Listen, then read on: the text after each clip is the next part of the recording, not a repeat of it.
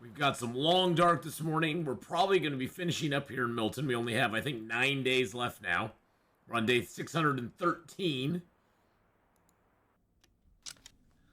And let's see, is it 9 days? Yeah, 9 days left in Mountain Town. We got 9 days left. Oh, those are all cured. Nice. I think this is pretty full. Yeah, that's getting pretty full there. Wow, I have a lot of deer hides. Good morning, Victorian. How you doing? But yeah, so we're doing pretty good. We've got all the stuff we need. All the things and stuff. I was gonna go and I was gonna make a fire and we were gonna cook up. We were gonna do a little cookout. Yep, we're doing a little cookout today. Let's get a little cookout going on. How am I doing on lump? Oh yeah, I need more fuel.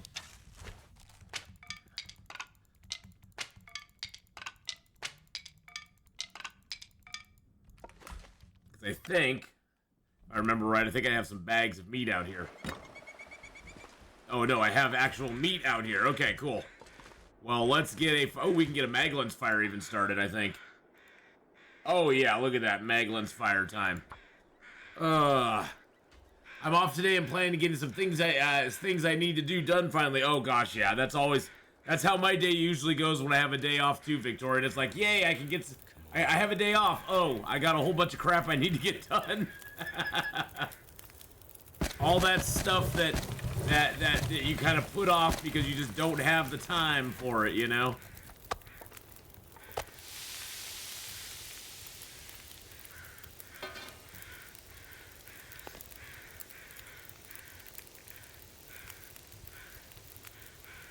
There we go. Prepper's pie, baby. Oh, yeah. Getting that Prepper's pie going on. There we go. Epic free games today. One spooky, one story. Okay.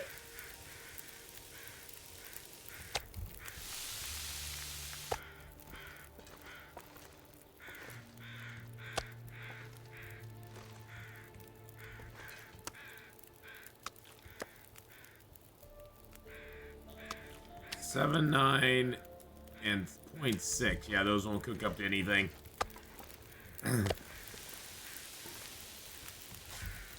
Let's get a Prepper's pie done. Now, Prepper's pie are really nice. Prepper's pie will give you increased stamina. It'll give you less carry weight, though, but it will also increase your overall condition. It will actually heal you. And it helps combat cabin fever. Now, I'm not sure if it helps combat cabin fever risk or it shortens cabin fever itself, but I think it just helps combat cabin fever risk, is what it is.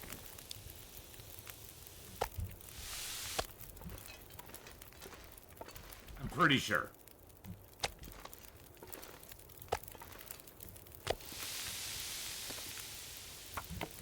Do another Prepper's pie up real quick.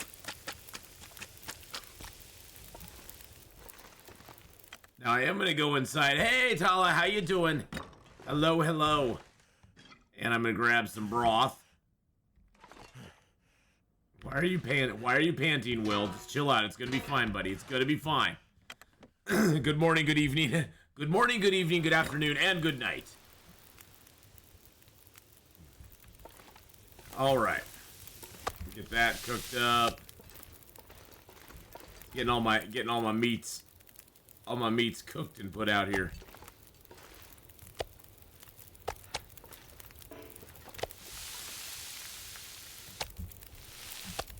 $10 minutes on that. Alrighty.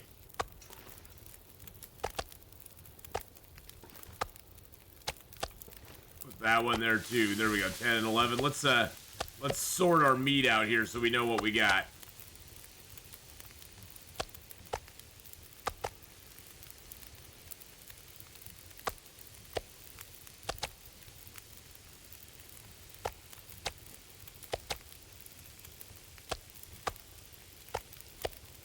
There's the little piece and the little piece. There we go. All right, how many days short? 9 days. We got just 9 days to go. So we are very close. I'm doing one last little kind of cooking session here. There we go.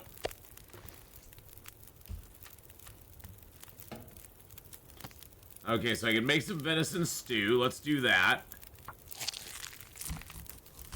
Yeah, we're so close. So close to Hush River Valley. It's like right there. And then we can make some venison pies as well.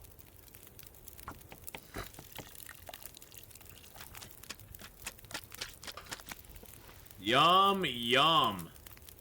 45 and 46 minutes till ready. Nice. Look at that. We got those preppers pies. Yum, yum. We got all the good stuff going on. How long we got on the fire? 3 hours? Okay.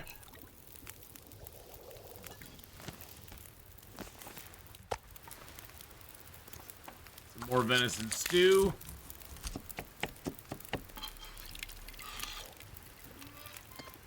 Few more venison pies. I mean, we might as well. We have the flour. We have all the other stuff.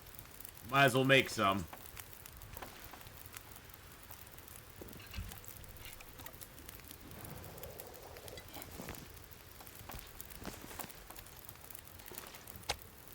This time, I'm just gonna cook up regular meat now. There we go. Now, you do want to leave.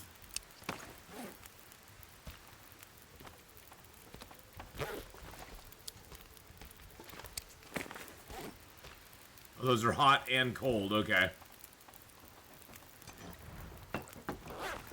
There's my venison stews.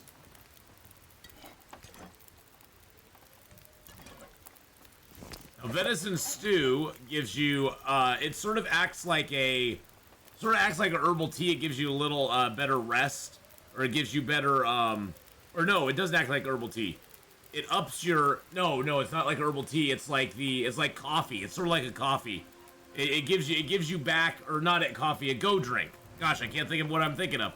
It's sort of like a go drink. It gives you some of your rest back, but it also gives you a fatigue.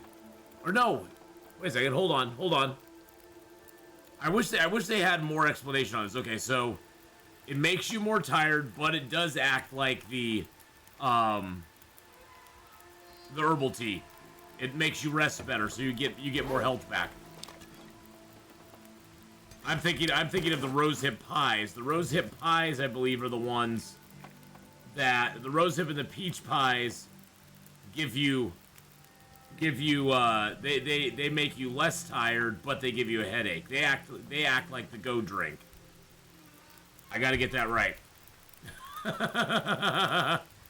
Hey Nana, hello.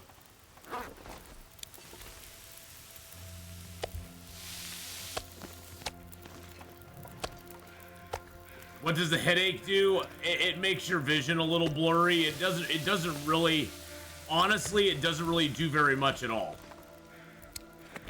It makes your vision a little blurry. It's sort of like the pain. And I don't know if you can read while you have the headache or not.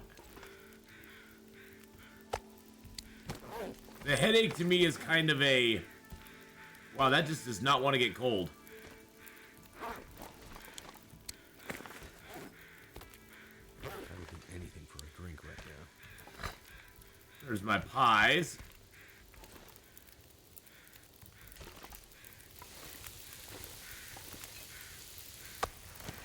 Let's go ahead and throw some water on there. Yeah, as far as I know, you can still read while you have it. While you have the headache. I've never tried though. I usually, so in Interloper there's not a lot of chances to get the headache because we don't have go drinks.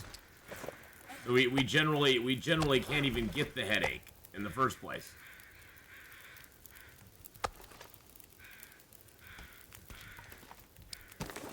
All right, so those pies are all done. We'll drop all of them here. Now the thing about these pies and the venison stews is that they do create smell, so they do stink. Just like carrying a piece of meat or guts or whatever. But thank you also for giving Nana a shout out. You've been on stream break. May stream long dark though. Call it how many times I can die. I say you'll be fine. I say you'll only die like 3 times. I think you'll be totally fine.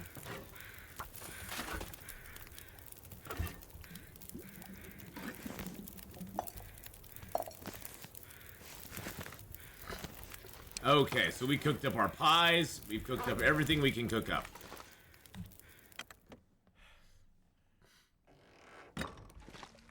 And I'm gonna leave.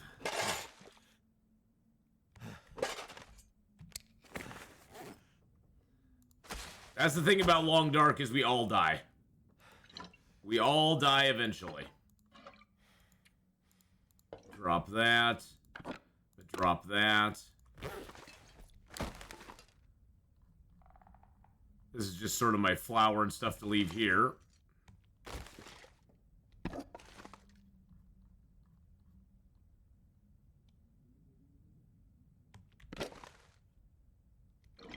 Cooking oil.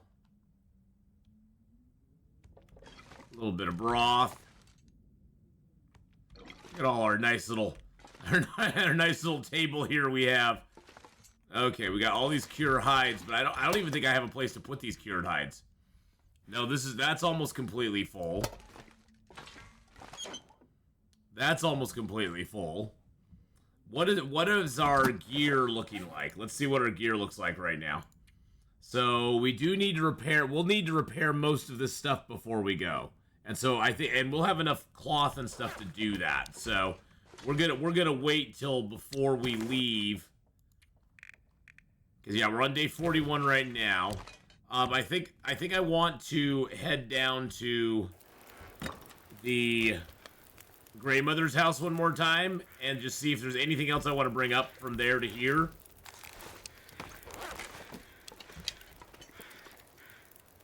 Let's just eat a little. Let's just eat one of these small pieces of meat. Okay, let's eat 2 of the small pieces of meat.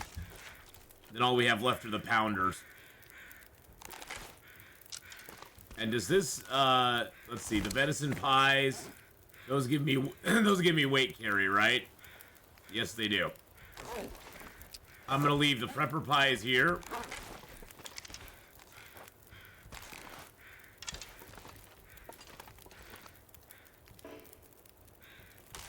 And I'll leave some of the venison pies here, too.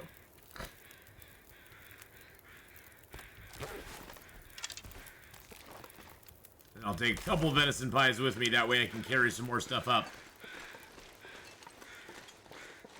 Carry weight's the biggest challenge in Voyager. Yes, it is, because there's a lot of stuff to carry in Voyager. It's even a bigger challenge in Pilgrim, but yeah, Voyager has a lot of stuff to carry, too. And you like Coastal Highway. Coastal Highway's fun. Coastal Highway's a great little zone. There's so much to do in Coastal Highway as far as, like, hunting, fishing, gathering, everything. I even bought the DLC because I wanted to make food. I feel the special foods should heal a bit more. Yeah, well, they don't want to go too heal heavy on foods because, I mean, already the Prepper's Pie is a healy food, and they don't want to go too heal heavy on foods. That would make the game a little unbalanced. I'm quite surprised they even put a food in that actually gives you condition back. I really, truly am. I mean, the birch bark tea was kind of a like, ooh, that's kind of cool. You get some health points back, but it does take time. It is a thing that takes time to get those health points back. They don't just magically appear. And the Prepper's Pie is, I think, a little overpowered in the sense that it just kind of, like, gives you that health back immediately. I almost wish the Prepper's Pie would work like the birch bark teas, where you'd get back, you know, a certain amount of health points over a period of time, but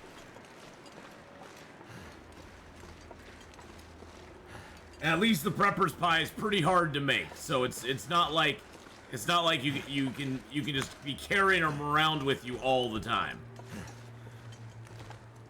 It'll take a little while to make it up. Okay, we got some fuel here. I got my pans and my stuff here. Is there anything else I want or need to take with me?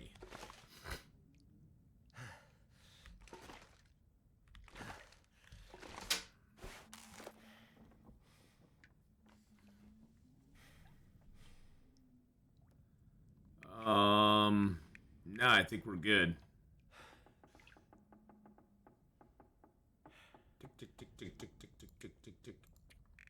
I'm gonna leave 5 more cattails here. I'll just have 20 on me. That'll be good. Fire, medicine, clothing, food and water.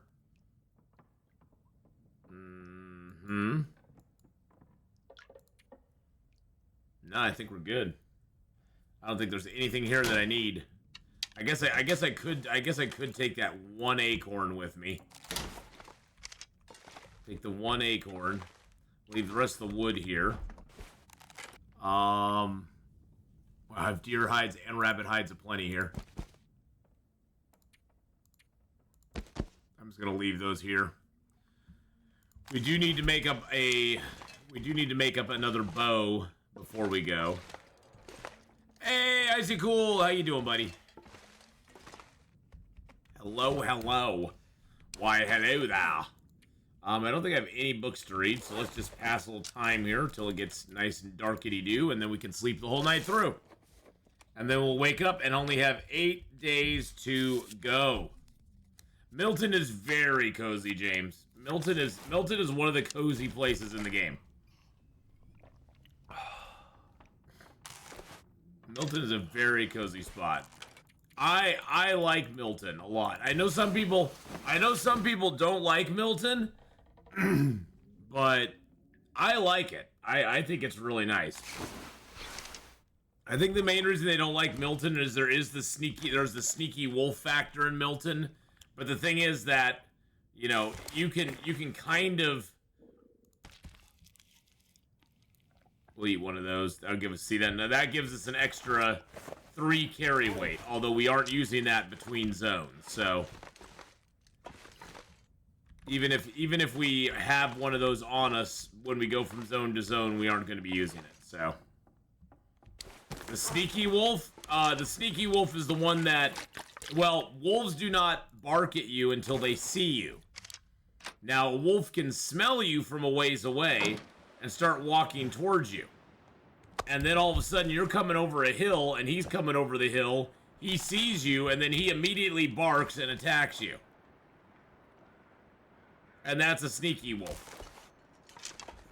Because he just snuck right up on you. You never knew he was there. That's why having your volume turned up and your headphones on is kind of important, because then you can actually hear the footsteps of a wolf walking up to you. You just have to be paying attention to it. And if you hear that, you want to immediately crouch, because then he won't attack you at the moment he sees you. That way, at least you'll have a little bit of a chance to either get away or defend yourself. First bear I ever killed was in Milton. Scared the crap out of me. And yeah, the wolves, especially in this zone, there's a lot of of hilly areas where the wolves can kind of just be walking on the other side of a ridge and you'll never see them.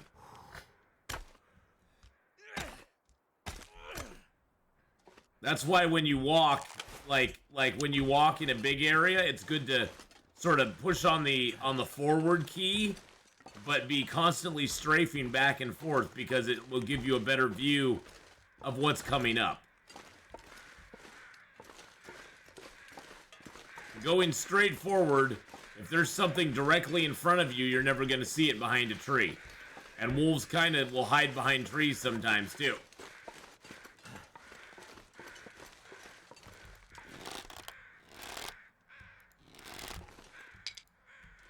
Oh, hunting the bear on that bridge is a great thing. You know, James, that's one of the best places to hunt that bear, is on that bridge there, because he doesn't stand no chance.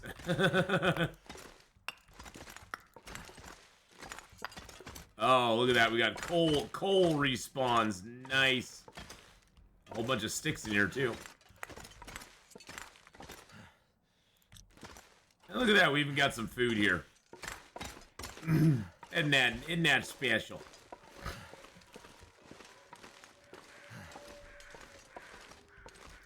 Yeah, we can enter cars and be safe. It didn't mean to do that. I just panicked. Yeah, exactly. I mean, but you can shoot him, get in the car. He'll break aggro. Then you can jump back out of the car, shoot him again, jump back in the car. You can do that over and over if you want to. I mean, generally, if you shot him already, he's gonna die, but you may not want him to wander off too far.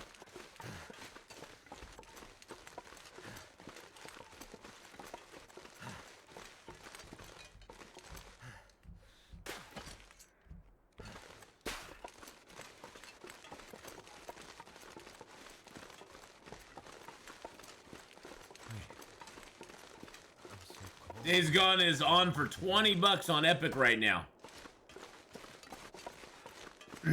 Wow, that's crazy, Honora. I mean, I think Days Gone is totally worth it, but finally I catch you live when I'm still awake and not dying on the bed, sort of to speak. Well, Jimmy, it's great to see you, buddy. How you doing tonight? Or this morning? Or this afternoon? Or this evening? By the way, you can climb up on this roof. And you can go down the chimney just like Santa Claus. And no wolves can get up here. So you can actually hunt the wolf. If this house is even in existence. These three houses here change sometimes. That house is not always there. That house right there does not always have that configuration on it. Yes, a little Milton parkour. For sure. I'm doing comfortably. My mother's having her birthday in 2 days, and I'm the one arranging. Oh, that's gonna be great. Well, wish your mom a happy birthday from us. I hope it goes well. I hope it goes really good. Ooh. Oh. I still have the yawnies this morning, so. I'm gonna drop some of this coal right here since I picked a whole bunch up. Drop most of it there. Drop most of these sticks here.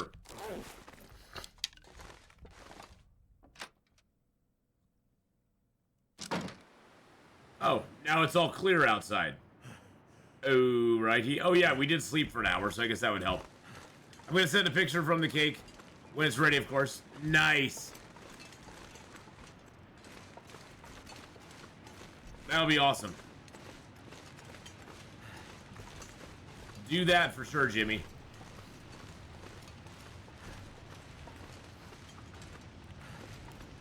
Well, we've sort of done everything we wanted to do in the zone, and we still have like 8 days left. We still have 8 days left, I'm pretty sure. Yep. I mean, we got a good map. We got a good map of the zone. Every bit that we've wanted, that I want to get. I mean, here's even down to the cave, up to that goes over to Mystery Lake. That goes Hodge River Valley, Forlorn Muskeg. Got all the major landmarks. we even got the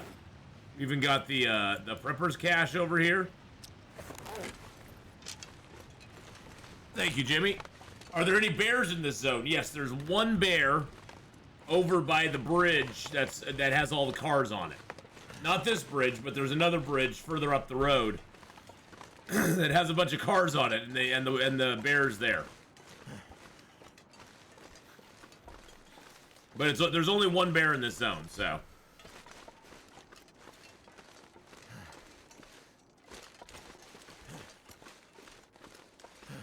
And there's only one moose, and he's either down in the Milton Basin where we got him, or he's up by the pond up here. That's by the trailer.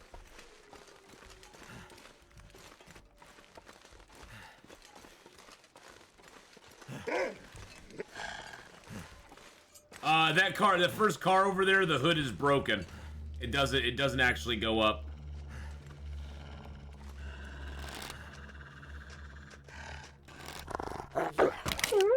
It's one of those busted hoods. That one over there, the hood doesn't work because it's crumpled in the front, unfortunately. So you can't unlatch it and make it a good hood. Although I don't think I ever checked. No, I did check that car.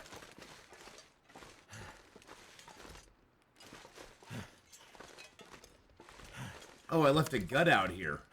That's weird.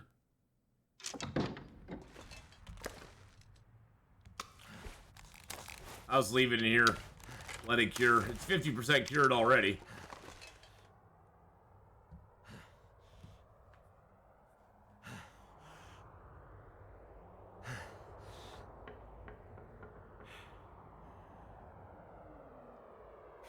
Sounds like a jet plane's coming into land. The jet's coming! Let's get outside, quick!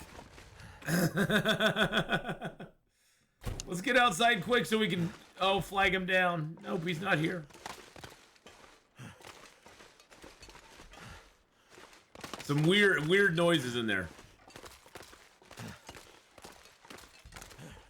He is surviving, lost in the snow, but he still goes to church. Yeah, we still try to go to church.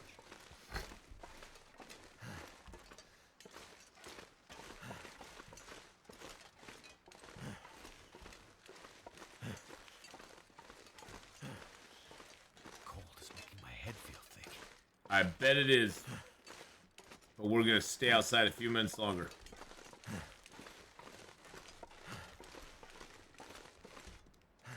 Some bacon. I want some bacon. Yes, we're like, please God, give me some bacon. Give me a pig. I did a restart of Survival Fountain of Youth with all changes since I last played. Seems much easier than it was. Oh, really? That's sad. I thought it was pretty fun being a little more challenging. Well, this Saturday we are going to do Survival Fountain of Youth, Nora, and I think based on what you're saying, I'll probably want to do a restart. But yeah, this Saturday we will actually play Survival Fountain of Youth. I've been wanting to and just kind of avoiding it because there's been other stuff I wanted to do. Like Detroit Become Human and The Infected and other stuff. But yeah, this week I definitely need to do some Survival Fountain of Youth.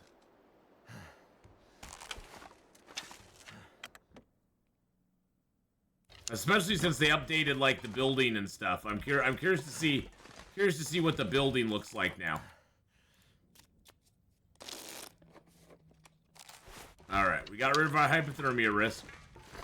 Let's grab a little bit of fuel. I haven't got that far, but the pictures look good of the buildings. Oh, good. Well, the way the building stuff kind of got put together in the version that we'd seen just wasn't super impressive. Like, in the version we played, I should say, the buildings didn't, like, fit together real well. And once you built them, you were kind of stuck. It was like, don't build anything unless you really, really mean it, because you technically can move stuff around, but you're not always going to be able to, you're not going to be able to target the things you want to move once you've built them. Because the UI is not real good at picking out what item you're wanting to pick up, and then there's stuff that is dependent on other stuff to maintain its structural integrity, but you can't take things apart as easily. So, yeah, that was an interesting conundrum. What's the best place to live long-term in the game? Coastal Highway. That's the Coastal Highway is probably the best late-term base. A zero crafting run? Eh, it just sounds boring. You'll just be you'll just be avoiding stuff the entire game. It would just be boring, never having a bow, never having any crafted clothing. Be like, okay, it'd be doable. I mean, it would just be kind of boring.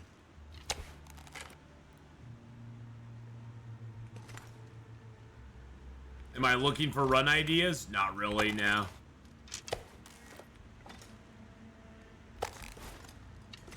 Nope, not really, but feel free to spit some out. Maybe I'll be like, ooh, that sounds good. Yeah, zero crafting run. Zero crafting run. It would just be a game without any goals. I think that's the biggest problem I'd have with it is I'd just be like, okay, well, what's the point of it all? There's nowhere to go, nothing to do. I can't go to any zones and take a moose down, so I can never get a moose hide satchel. I can't craft knives and hatchets, so 90% of the stuff in the game can't be dealt with. I don't know.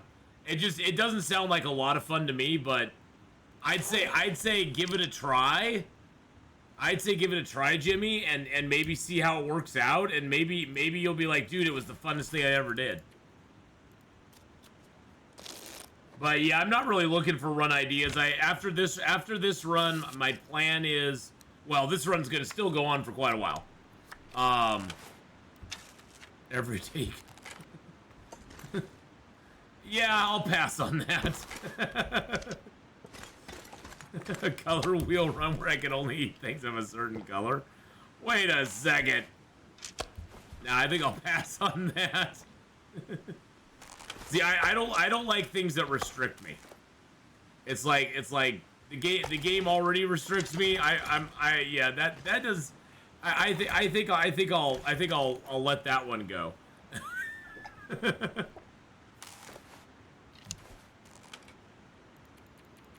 But I'm going to, after we get done with the 50 days in Hush River Valley, we're going to go back to Pleasant Valley, do the Signal Void there, and then go to the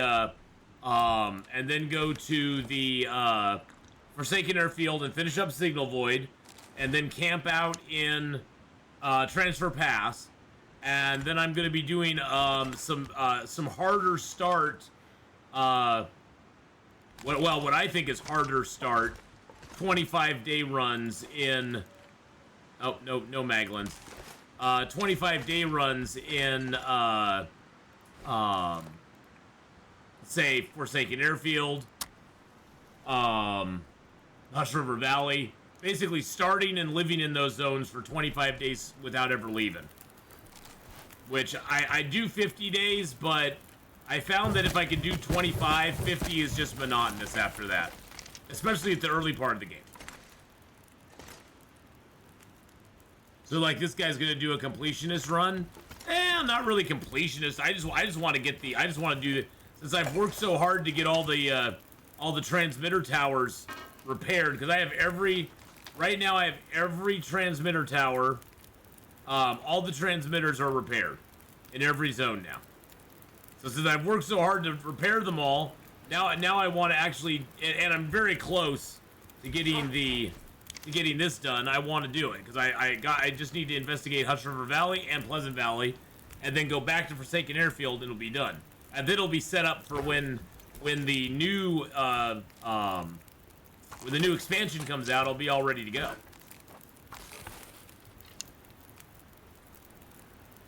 I still say they collect everything on Pilgrim Run Challenge would soothe your loot coffin. Didn't they add a fixed bunker spot to every map? I think they did. How about visiting every bunker? Yes, I already did that. I've already visited every bunker in each zone, Jimmy. The only one I haven't visited, because there's the one here in Mountain Town. The only one I haven't visited is in Hush River Valley. I visited all the other ones in every zone. Bleak Inlets is up here. You got that one right as you come in. Forsaken Airfield doesn't have one.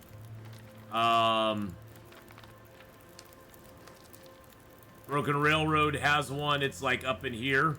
I didn't map it though because I didn't have time. Forlorn Muskeg has one right there, right by the Spence Family Homestead. Mystery Lake has one right up here, above the camp office. Black Rock has one way up here north of the Bricklayers Retreat. Unfortunately, on Interloper, there's nothing in them. There's one on Interloper. There's one cache that will have a recipe in it, and that's the prepper's pie. So you get the prepper's pie. Piles? That's blasphemy. Blasphemy.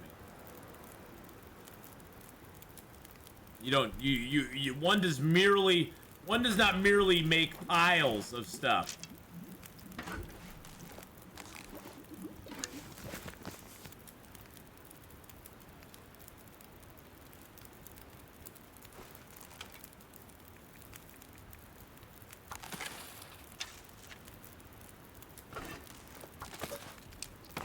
But yeah, after we get done doing everything with this guy, we're going to start up a run saying Forlorn Muskeg, and we're just going to try to live in Forlorn Muskeg alone for 25 days without leaving. We're just going to do some short runs, just back to back, because this has been a pretty long run. This has been a pretty long run. Where's the one in Ash Canyon? I didn't ever map it because I started in Ash Canyon, but the one in Ash Canyon is approximately... So that's the cave that goes out to Echo Ravine. The Ash Canyon one is like in this area. The Timberwolf Mountain exit's over here, and Ash Canyon Prepper's Cache is up over in here. If you're at the, you see this, let's see, where's the secluded? There's Angler's Den, Runaway Bridge.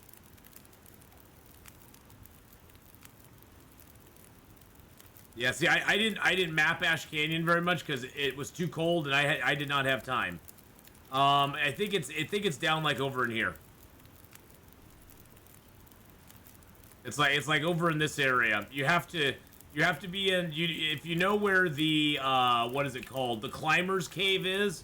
If you go out of the Climber's Cave and you go to the right, there's a little area you can jump over that sometimes has the Polaroid nearby it. You can jump over that, you keep going up the path, and then you go to the right, and the cache is right up there. Right off of the path. It's right above the exit to Timberwolf Mountain. It's not super easy to find, but you can definitely get to it pretty easily. So, let's go ahead and just add a couple more sticks here. There we go. Boom, boom, boom.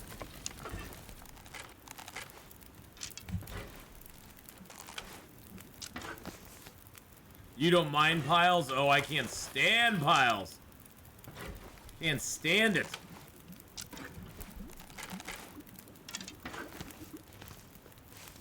Piles are a blight on humanity. Come on now.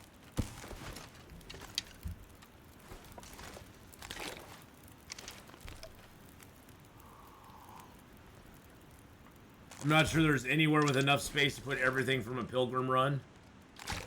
Yeah, you know, if you were to put everything from a Pilgrim Run in one area, I don't know if there'd be enough space for it at all. I mean, just the stuff that you get from, say, the summit alone is going to be insane. You're probably going to spend like 5 days just bringing everything from the summit down.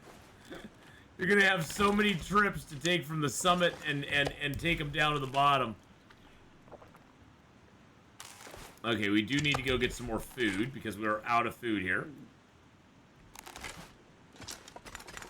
Nice weather we're having, though. Very nice weather. Yeah, I guess the Carter Hydro Dam would probably have enough room to put everything. You'd have to do it all in different rooms, though.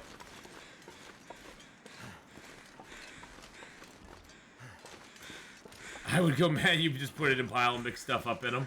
Oh, I couldn't do it. I can't do it. The piles. No, not the piles. The piles would make me go crazy.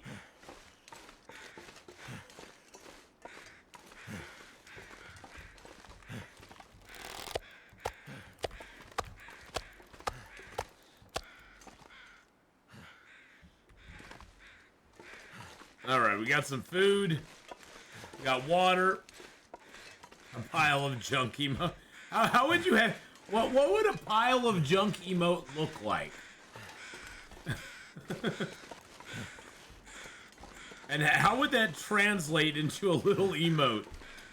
I'm just trying to think, would it just be kind of like a little pile of like colored stuff?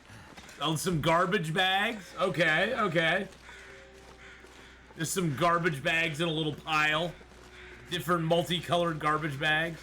Because you wouldn't want them to be all black trash bags. That would just look weird.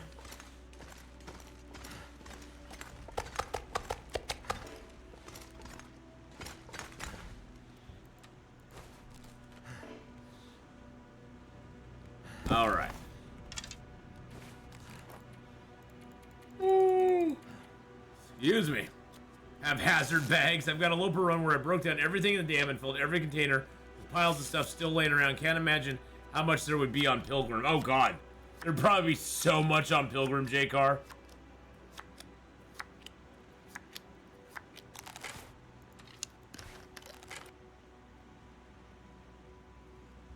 We use it when you find murder fish.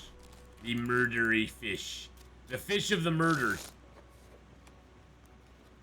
Murder fish are always, interesting.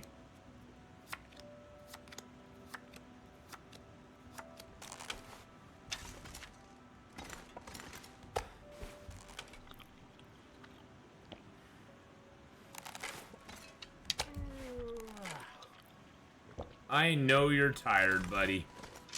I'm tired too.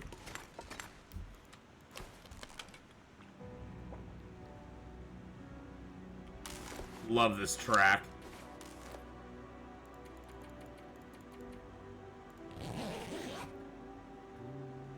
Yeah, the sardines are murder fish, Jimmy. The sardines are murder fish, murder fish. What % should I not eat food? It changes from it's different for a lot of things.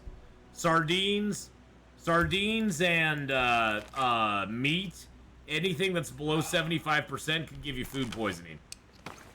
Other things like canned foods and stuff, you can eat them down to like 20, 15, 20%, and it's no big deal. There's always a chance they'll give you food poisoning, but it's not like guaranteed it's gonna do it. It's not like it's guaranteed it's going to, but I would be cautious of anything that's yellow. Aloha Faces, how you doing?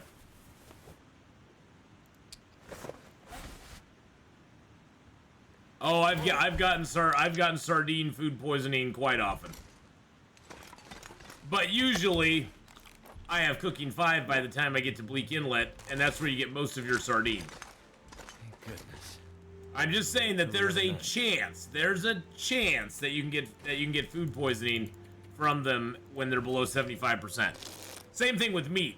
At below 75%, any meat can give you food poisoning. But it doesn't usually. It usually doesn't. But aloha. Aloha, hey. We are almost done. Oh, Jesus Louise. I got in a little late from driving last night, so it was a slow night out on the roads. Still got my minimum, but it was a little bit on the slow side. Good Lord. Wonder if there's any like deals or anything going on today. They got any specials for us?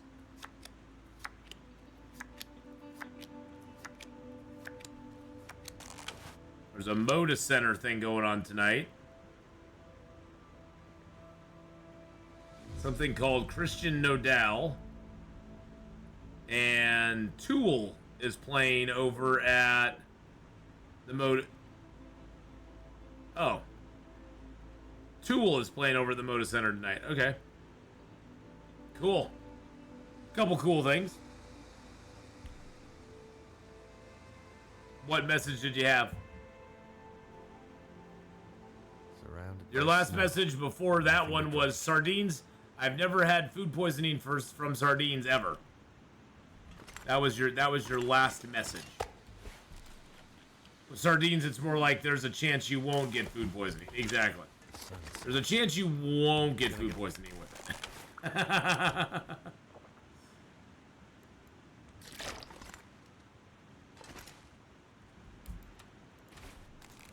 Probably will, but you won't. You may not. What message did it censor, Jimmy?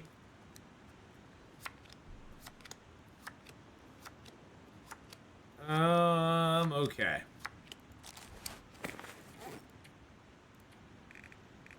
We got 5 days left to go. Ooh, there's an Aurora out tonight. Nice.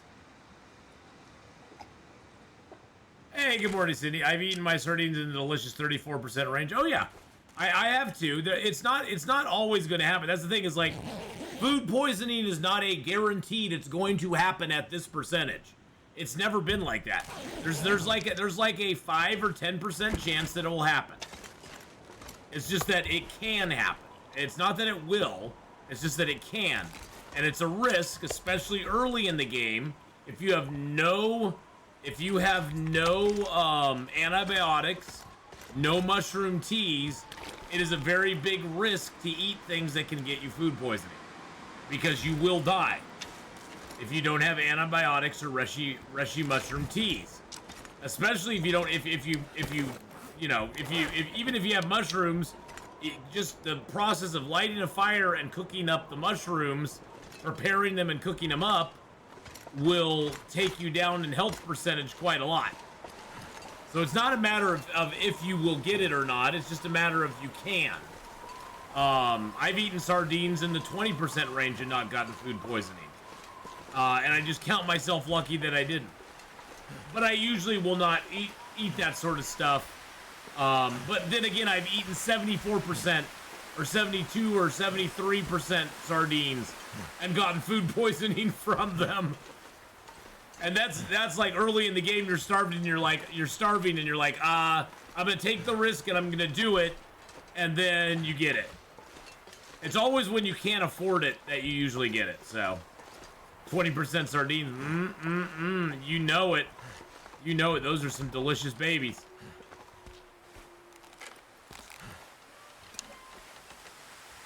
Wow, those are going down in quality so fast. Okay, so let's figure out what we're going to be taking with us. I know I'm definitely going to be taking a bunch of feathers. Like maybe 30 feathers. I'm going to take all my down. I'm going to leave those here. I'm going to take probably 2 of those. I'm not going to take the hammer, the hacksaw, or the pry bar. And the reason I'm not taking the hacksaw is that I'll find a hacksaw in that zone. What that does mean, I'm going to bring along my quality tools. And we're also going to take some arrow shafts with us. And let's see, where's my other bow at? I mean, how about we starve instead of how about that? Yeah. Well, when you starve, you definitely do not incur food poisoning. And I've got plenty of matches on me. I think we're gonna be good. I think we're gonna be just fine and dandy. I'm gonna leave a couple of those behind. I'm gonna leave the mapping stuff behind. We do need to take like 40 cloth with us, which is gonna up our and we need to take a couple pieces of leather with us. The hides and guts, I'm not even gonna bother taking those with me. And we're only at 42 kilos, and we haven't even taken any fuel yet. So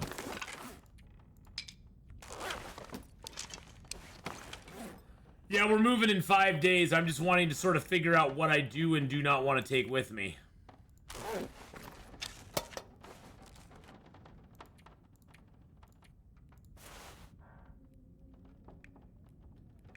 All the teeth. I'll take those. Let's see, what do we have here? I'm gonna leave a couple coffees behind. Actually, no, I'm gonna take my coffees with me. Cattail stalks, I can leave all those behind because we don't even need them. I want the fish tip-ups because I want the chance of fishing in that zone. I'll take the flare just in case. Take this little bit of lantern oil. Yeah, I think that's sort of our pack, and then we just load up with fuel and stuff. And I even have a liter of water on me right now, too. Do I want any of my broth, any of the cooking oil? Cooking oil, I'll probably take some. I think, don't the stews... No, stews don't take cooking oil. They just take the flour and the broth. Yeah, I don't even think I want to take the cooking oil with me. I just don't really care. I mean, I could take the cooking oil. Yeah, let's take the cooking oil because then we can make some more... We can make some more prepper pies if we want to. Yep, this is the second to last zone. The lantern, yeah, it's pretty much full. Yeah, it says it's 0.99, but I can't fill it up anymore. I cannot fill it up any more than it is already.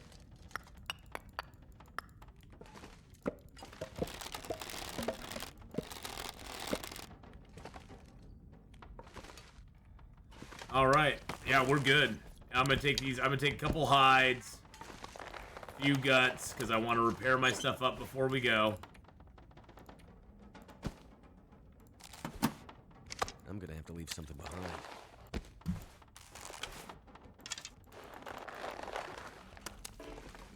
Those guts are not cured.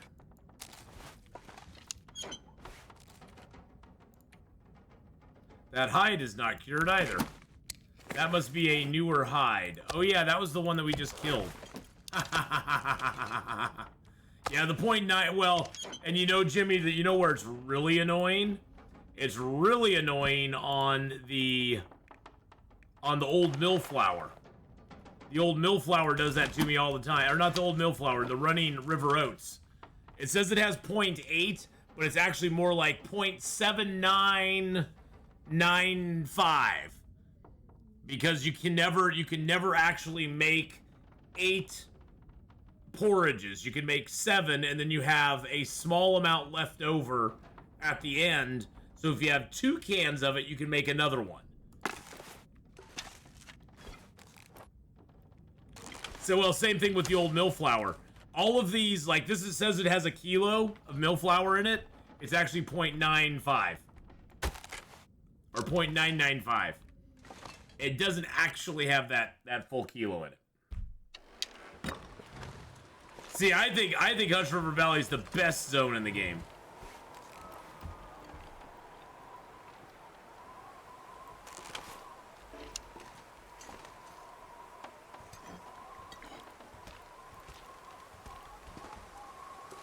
Taking all my pies. Taking all my good stuff. We're gonna repair all of our things over here. Get everything repaired up the day before. I actually have 2 bows. I have this 81% bow that I'm using, and I have a 97% bow. And so we're good on bows. We'll be able to get more bows and stuff, or more bow making material in Hush River Valley. So I'm not too worried about that. See, I like Ash Canyon, Mega. I like the right side of Ash Canyon. The left side of Ash Canyon just seems kind of worthless. There's like nothing over there on the deer clearing exit side. I wish there was more over there to do.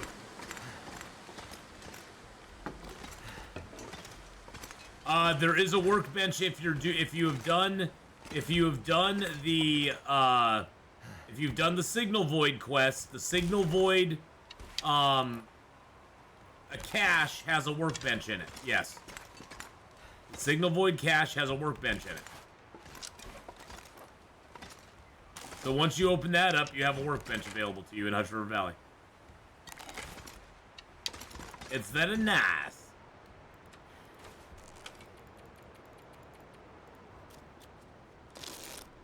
But yeah, for me, Ash Canyon, I love. I mean, Ash Canyon's a great zone. It's just that most of all the good stuff's on the right-hand side with the Angler's Den, the climb up to the Miners area, and all of that. And then the left side of it, You got with a moose right below the gold mine, and that whole strip all the way down to Timberwolf Mountain. There's like nothing. It's like they don't even have any wolves in it. No deer. There's no deer in it. There's a couple rabbits, and there's like nothing going down there. It's just like, oh, okay.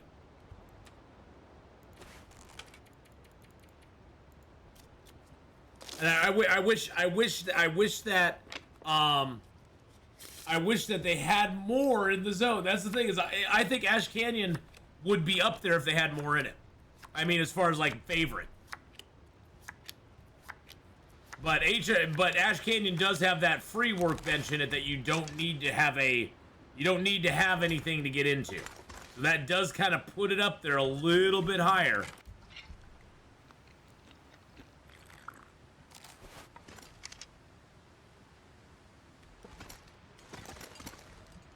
So I'll agree with you there. They do have that free workbench in it, so. Hey, Lorvax, how you doing? Hello, hello.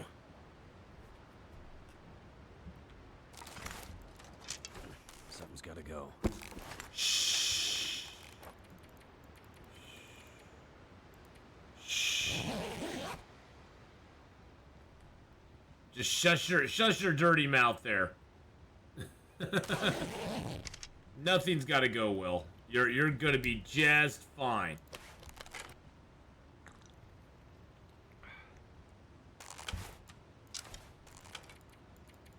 We are passing through the last final days.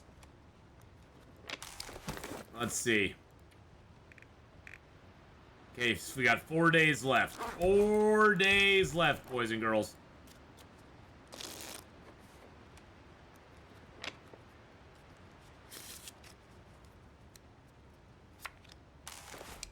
I'm just trying to see when the time changes. Okay, so 4 days. It looks like it's in the morning. It might be in the afternoon, actually.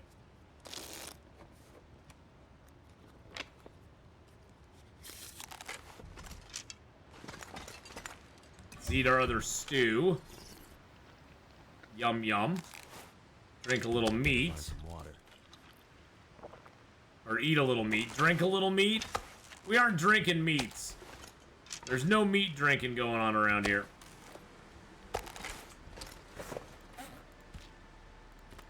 We do have those prepper pies, which are really nice.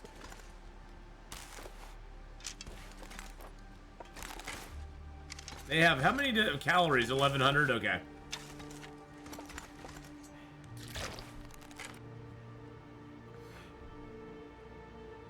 But you know, Lorvax, I'm doing pretty darn good. Doing pretty good. We got only the 4 days left here in Milton, and then we'll be getting the heck out of here.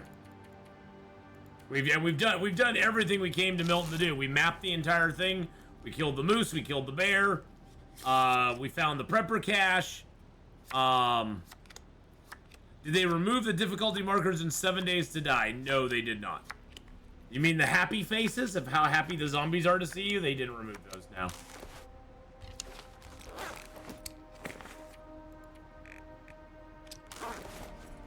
Nope, no removal of happy faces. You get to still see how happy the zombies are to have you around.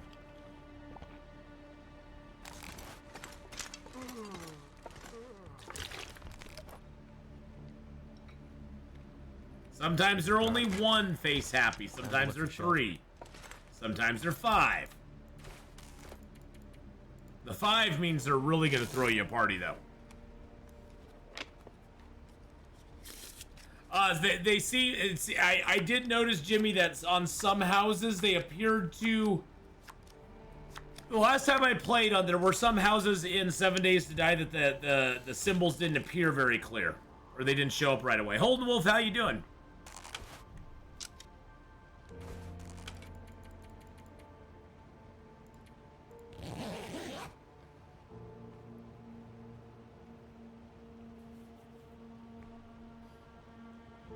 We'll be moving on to Hush River Valley here very quickly. We are probably gonna have to go out and get a little more food though, because we are running low on food.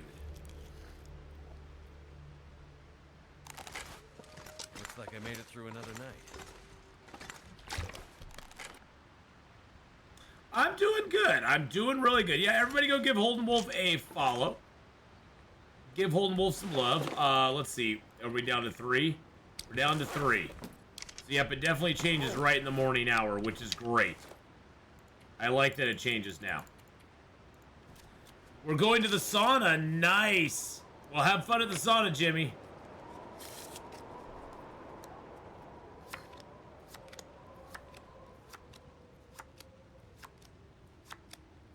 We'll do this till we're thirsty, and then we'll go out and hunt a little. Alright, we need to at least go get, like, a wolf or something.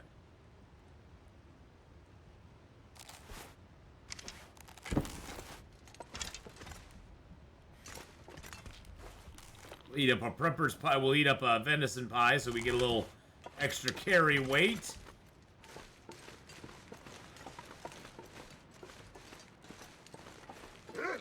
Oh, hello. Why, hello there. How did you know I was just speaking about you? How'd you know I was talking about you, Mr. Wolfie boy?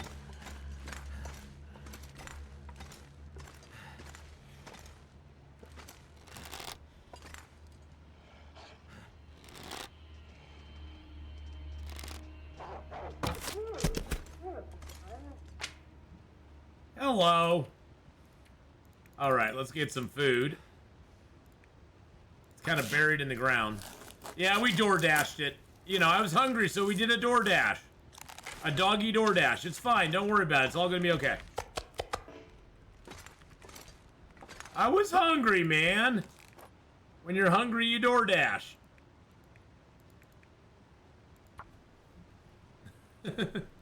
I didn't know he'd be right out there. It's not my fault. The doggy dash.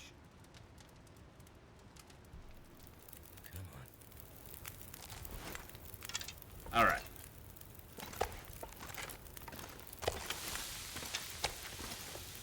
Well, you have to be in the cold area of the cave. In the interior part of the cave here, in the interior, you can't use it.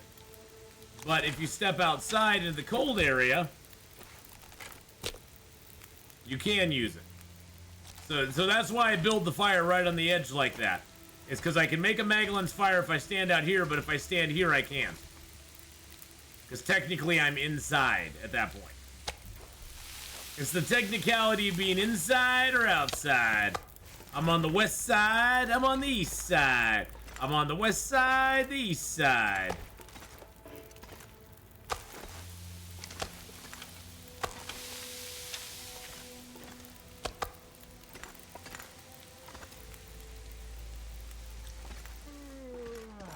Oh, don't be yawning now, buddy. You're gonna be fine.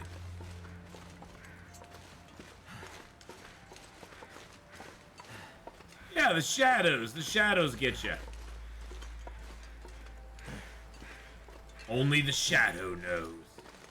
I was hoping there'd be a stick or two out here, but I don't think there is. We do need to make a little more water, though, so I guess I'll throw another cedar on there. I was hoping there'd be like one stick out here to cook that fire with, or make the fire a little bigger. But we do need to make some water as well, so. I do have that coal, but I'm just going to use a cedar. There we go.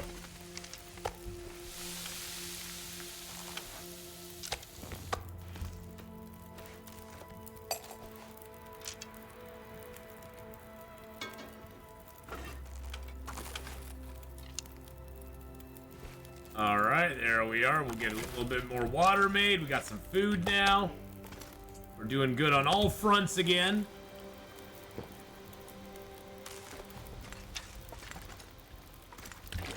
Yum, yum.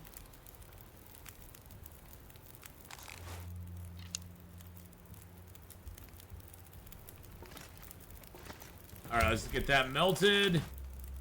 Get that done up there.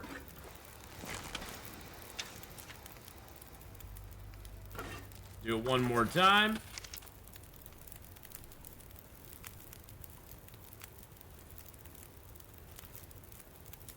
Yep, perfect. Get it melted and get it boiled.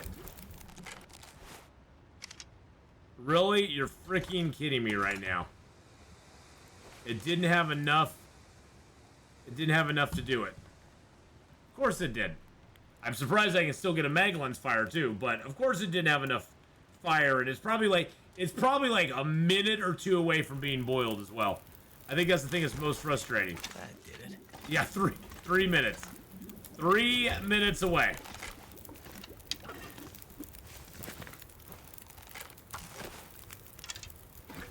That is hilarious.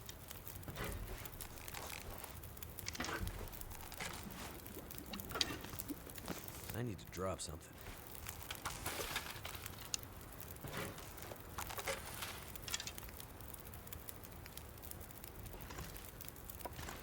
It's dusk, so night can't be far behind. I can't be far behind. You know, usually dusk is followed up by night. Dusk precedes night. That's usually how it goes, Will. Thank you for those words of wisdom. I'm actually going to throw a piece of coal on there.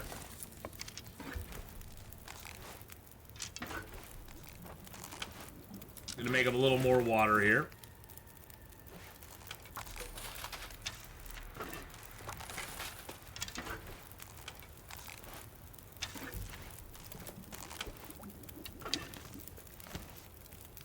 And then we're just going to do a half liter because we don't have enough. We don't have enough for it. Snake Doctor, hey buddy, how's it going? It has been a long time since you caught a stream. Good to see you though. How has life been treating you? I hope it's been not too horribly horrible. Hope it's been good. Shh.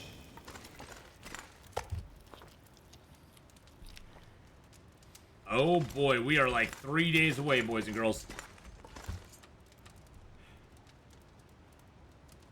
Too heavy.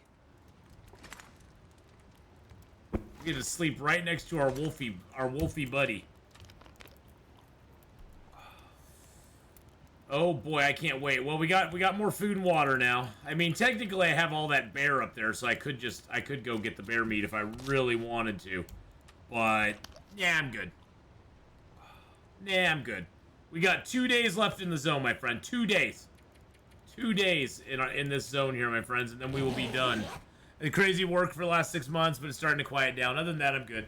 Enjoying the new Tales release. Yeah, I've been having a lot of fun with it. I've been playing. I don't do a lot of the recipes because the recipes don't really do a lot for me. Trooper Bari with the host in the raid. How you doing, Trooper Bari? How is it going, my friend? Thank you for giving Trooper Bari a shout out there. Everybody go give Trooper Bari a follow. That does not look like Long Dark. Or was that Long Dark? It doesn't look like Long Dark. Is a bed. That's not Long Dark, but he's playing some Long Dark today. Trooper Bari, welcome in to you as well as all of your viewers. I hope you guys are all having a great, guys and gals are having a great day. And I'm Atheenon. We're doing a little Long Dark. Doing a little Long Dark right now. Just having a little fun doing a little Long Dark. What'd you make of the new bows? I don't get to play with them, so it'd be nice if we could get them on Interloper, but we can't. They don't let us have nice things, Snake Doctor. They don't let us have nice things. Babon, hello. Trooper Bari, hello. Hey, Ath, hey, Cutie, hey, Chatties. Hope everyone's doing fantastic. Got Astrid past 300 days for the first time, despite the Blackrock Timby's best efforts. Nice. Yeah, we can't even craft them. They're findable. The problem with the new bows, Snake Doctor, is you can only find them and you cannot repair them. Which kind of defeats the purpose of having a new bow. You know what I'm saying? It kind of makes it like, oh, well then why do I care? Exactly. It's like, well, what's the point of them then? 48 days, my friends.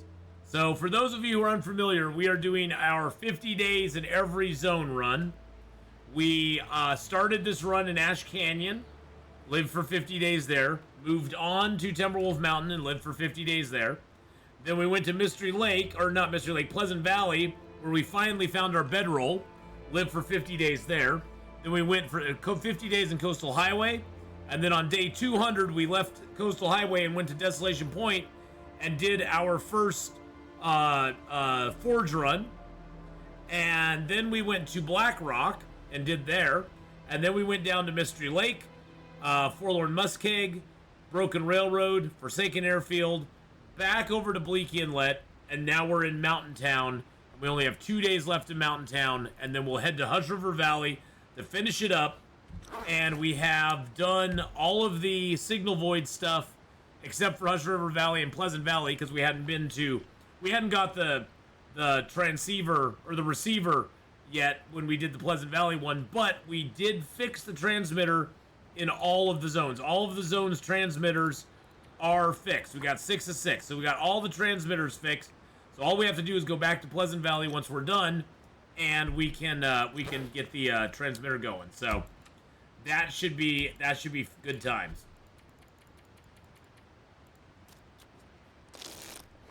And yes, Epic has 2 free games today.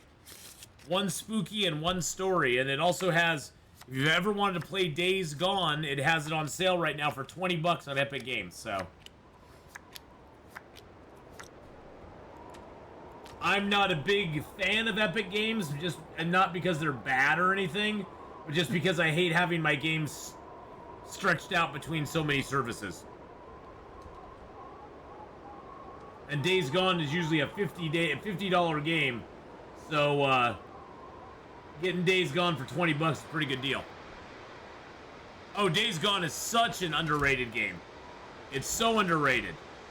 I think Days Gone, Snake Doctor, is so underrated because it's the zombie genre.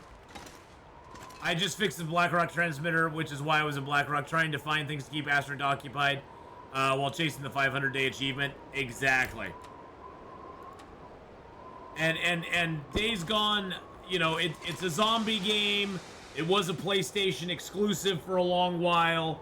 It had some stuff going against it because it came out at a time when zombie games were kind of... everybody was doing a zombie game. Everything was zombies. I mean, you know, and people were just like, okay, it's fine. Be zombies. Yay. Zombie stuff. Woohoo! So I think it had a lot of things going against it, but I think Days Gone is a fantastic game. I like the story in it. I like the action in it. I liked riding around on a motorcycle. It was tons of fun. Riding on a motorcycle and smacking zombies is hilariously awesome. There's not a lot of games that have... There's not a lot of games like that have motorcycle riding that's as good as Days Gone is. Yeah, the hordes in Days Gone are no joke. Those things are terrifying. Even hordes in the Long Dark are not that, or in the hordes in not in Long Dark. Even the hordes in 7 Days to Die are not as terrifying as the hordes in Days Gone. The hordes in Days Gone are nutso.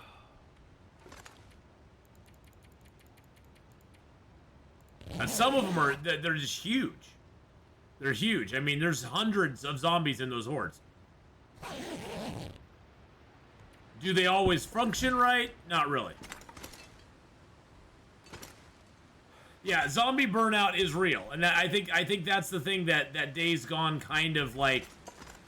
Days Gone sort of faced that because Days Gone was made at a time where zombie games were kind of the rage, and then, you know, as with everything, people kind of get burnt out on a genre after a while. All right, we're gonna go up.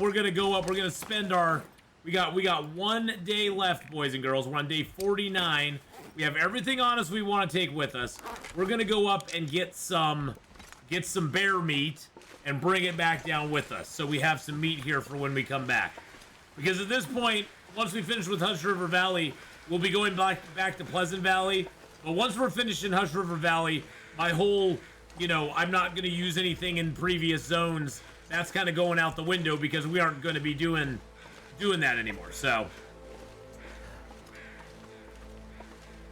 yeah, that's the thing too. Well, it's like it was a console exclusive T-Bear. and you had to wait for a while to get it on PC. And there was problems with Ben Studios and the console guys. There was some friction there. It's sort of like I'm still waiting for Horizon Forbidden West to come out on PC. I loved Horizon Zero Dawn. I actually want to play that again at some point. Because I think Horizon Zero Dawn is a fantastic game. But Horizon and I would be playing it on New Game Plus at this point. But Horizon Forbidden West, that won't be out on PC for a while. I think Zero Dawn took them like 2 years before it came out on PC. So, but yeah, I mean, Days Gone just had a lot of things going against it. But I think overall it's a really solid game. Really solid game.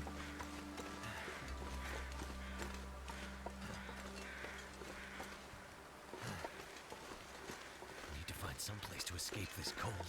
Oh, Will, you and escaping the cold. Oh, I need to find some place to stretch. Get my nap time in. But how you doing today, T-Bear? Hope you're having a good one, bud.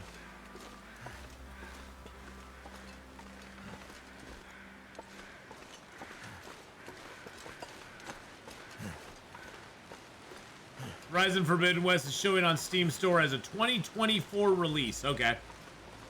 Die if I don't warm up soon. And it was put out last year, wasn't it? In 2022? Or was it earlier this year? No, it was last year, wasn't it?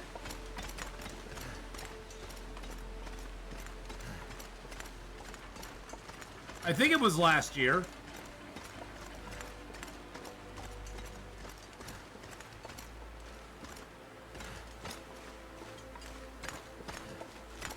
So 2 years, yeah.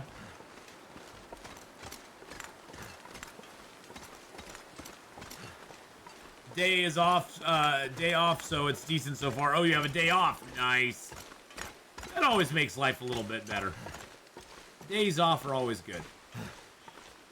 Yeah, we killed the bear and we had to harvest him all the way down here. Yum, yum, yum, yum, yum. We're gonna eat up all the little pieces, and then we'll take a bunch of big pieces with us. Yum, yum, yum, yum, yum.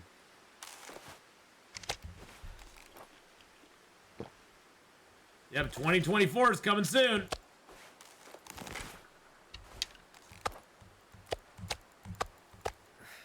Wonder if I can drop any of this gear.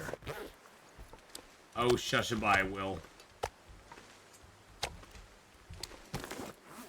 You are just fine, my friend. Just fine.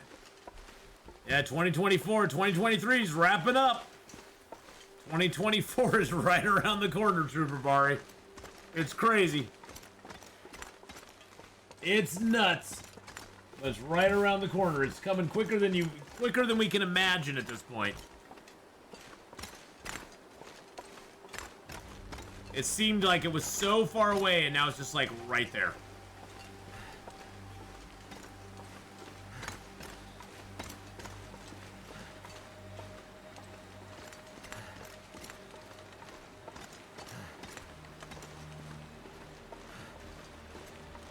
We did go down there. Yes, we did, because I took the burdock from down there.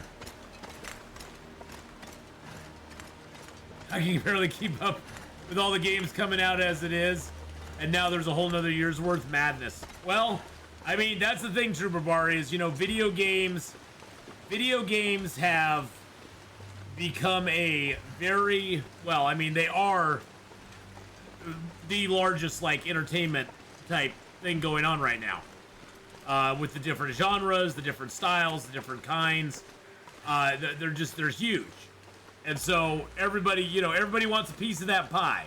Now, are all video games good that are coming out? No. I would even make an argument that Starfield is rather lacking in a lot of senses, especially since it was made by a billion-dollar company. Hey, Hyperman, how you doing? But you kind of got to pick and choose your battles, pick and choose your games, and I personally like supporting a lot more smaller independent games than the big AAA type stuff. But there are some good AAA games that come out every once in a while. Yes, please go give Hyperman X a follow, boys and girls. Please go give him a follow. Give him some love.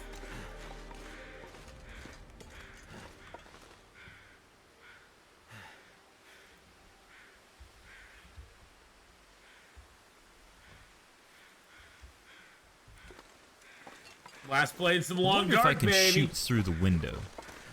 Yeah, shoot It's through the something window. I've wondered, but I don't know if I can actually do. Actually, let's put this away. I'm gonna shoot a bow through the. Of course, as soon as he thinks he's got a chance, let's try this.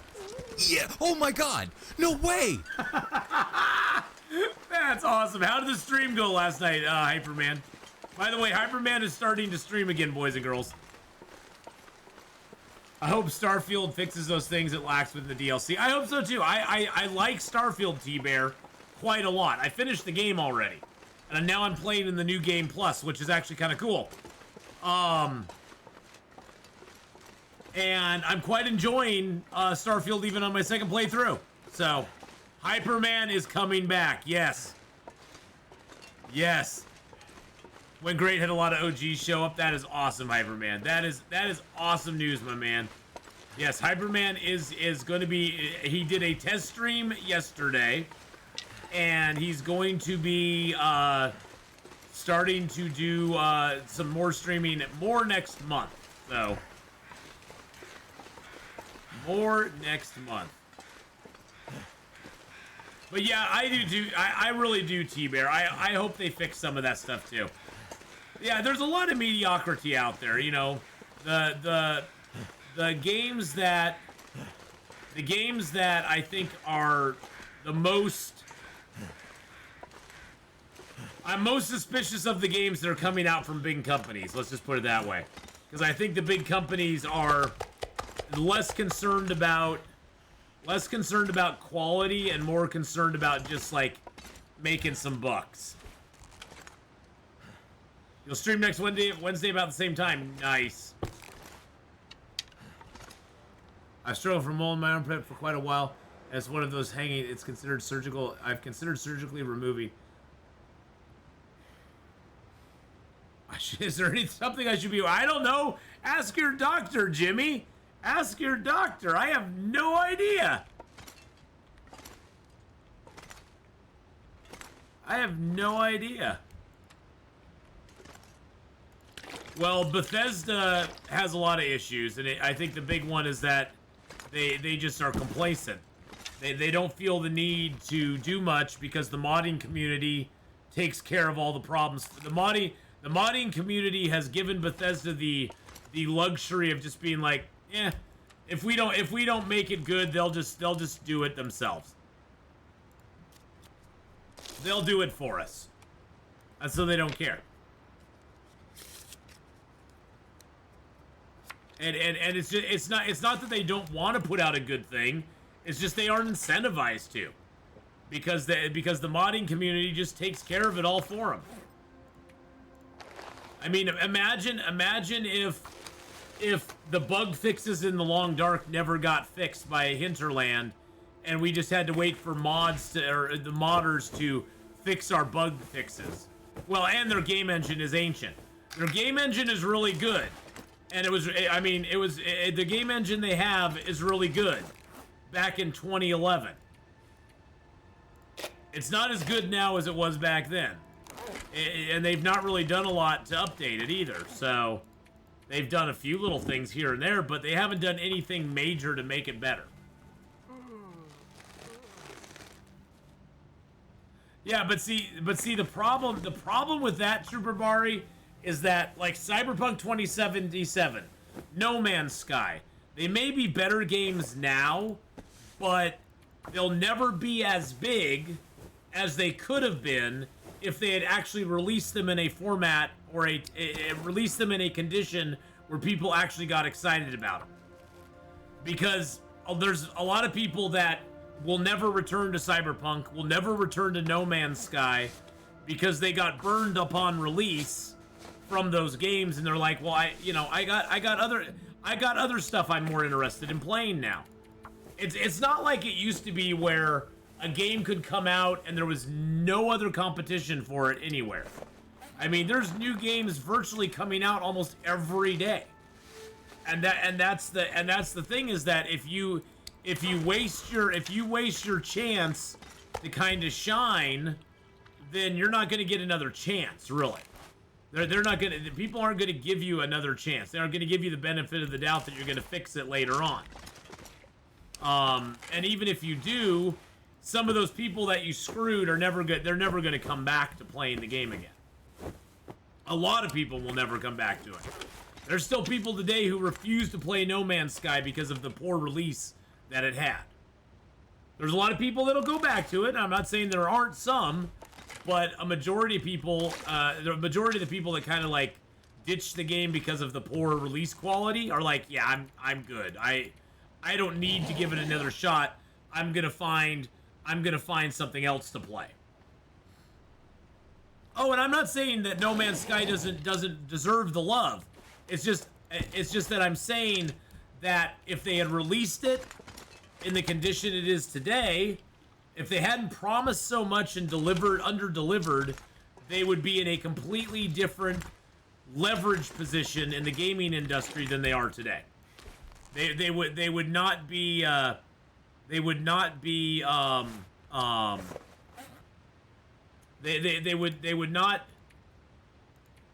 have to tell people, hey, our game's better now. That right there tells me you screwed up. When that's your marketing, is that, hey, our game is a lot better now. It's like, well, why wasn't it good when it released? I mean, what was wrong with it?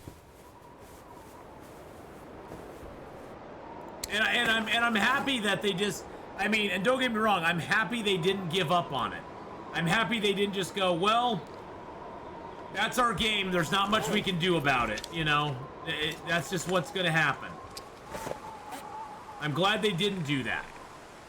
And I've played some No Man's Sky. It's fun. It's a little much of a game for me. It seems a lot grindy to me, and I just don't have the time for that. But, yeah, I mean, I'm glad they did that. Hi, Laka, by the way. Hello. Hi. How's it going, Laka?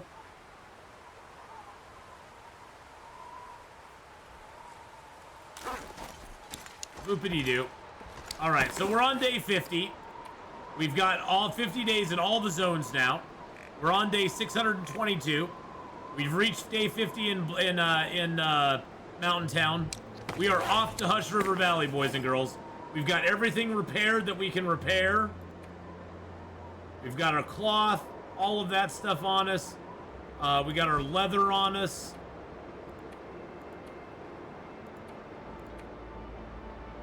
Everything's repaired up. We got a 29-degree warmth bonus on us. Really only 29, huh?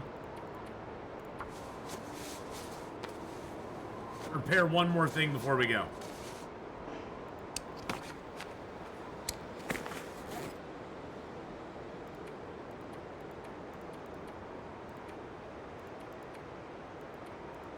We're at 42 kilos. What kind of wood do we have on us? Yeah, we got a little bit of wood. We're good. We're good to go. We'll grab a slab of meat just to have it. Yum yum.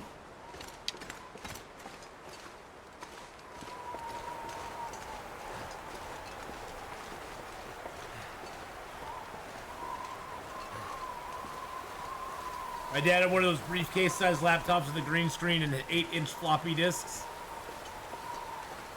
And I love there's no loading screens whatsoever. Oh, and No Man's Sky? Well, see, and that's the thing that's kind of funny, is that a game like Starfield should not have that many loading screens. It's like every time you zone into a building, it's a loading screen. Every time you zone into your ship, it's a loading screen. It's like loading screen, loading screen, loading screen, loading screen every single time. It's like, really? That's the best you can come up with? Okay.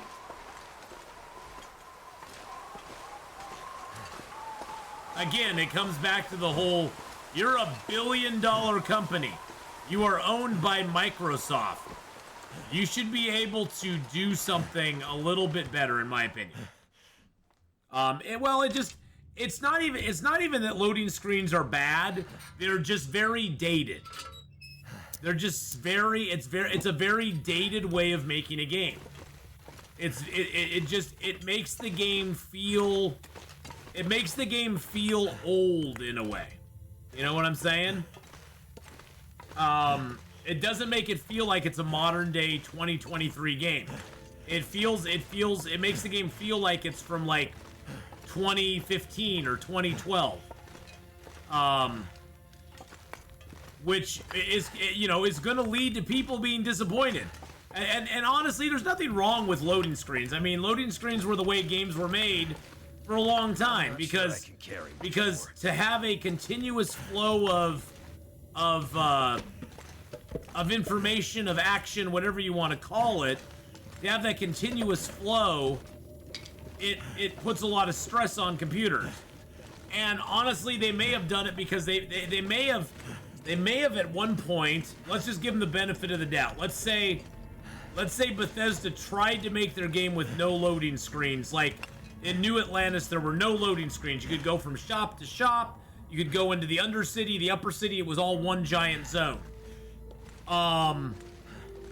They may have tried that, and they may have found that, you know, you would need the highest, bestest processor, the newest graphics card, and even to run it on the lowest settings. And it may just have been we've put too much into it. We can't, people's computers are not going to be able to handle this. We'll sell no copies because our minimum requirements are going to be that you need, the i9 processor and a 4080 graphics card just to play the game. I mean, let's just give them the benefit of the doubt and say that that's what they ran into. I don't know. I mean, but maybe it is. Maybe they ran into that and they were like, yeah, we can't really do that to people.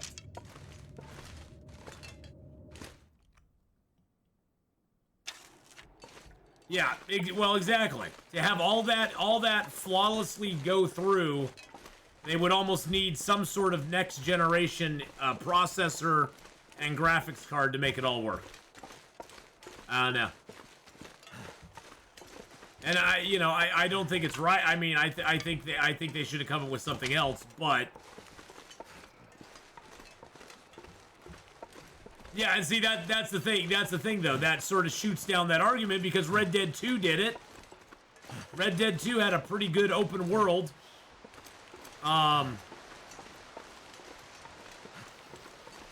So, well, Blizzard Activision kind of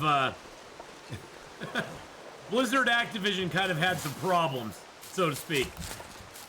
They had a few issues. I'm surprised they sold for that much.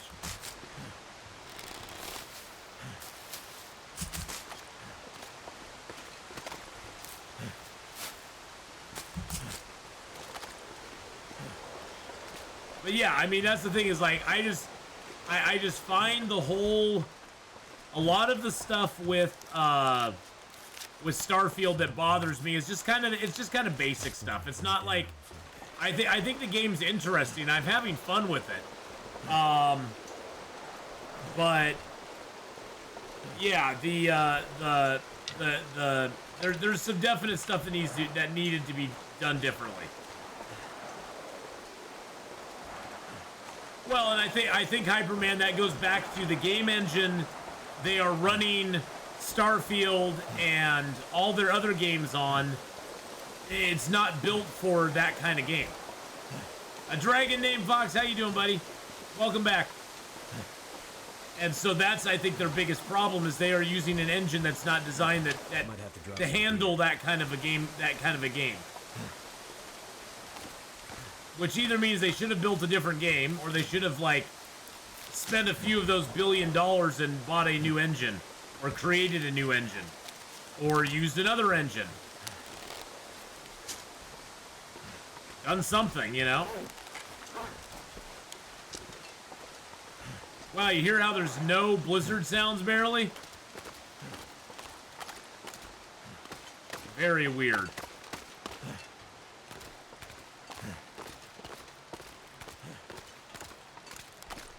Yeah, see, I never played WoW. I never got into Diablo. Never played Hearthstone.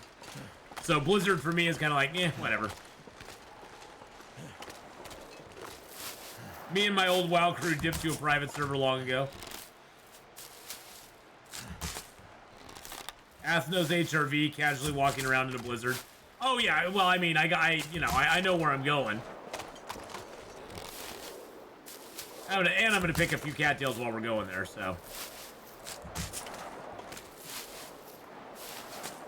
There are days, well, there's days I miss EverQuest, but it's never the same.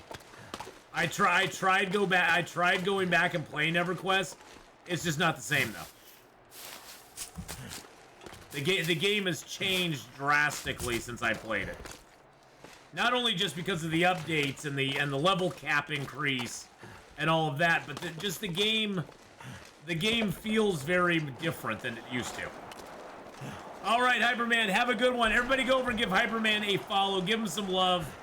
He is returning. You're doing well. Been working pretty much. Oh, I bet, Chef Roki. I bet you have. But it's good to see you. It's good to have you pop by and say hi. I mean, even if you don't get a chance to hang out for very long. Even if you don't get a chance to hang out very long, it's always nice to see you, so.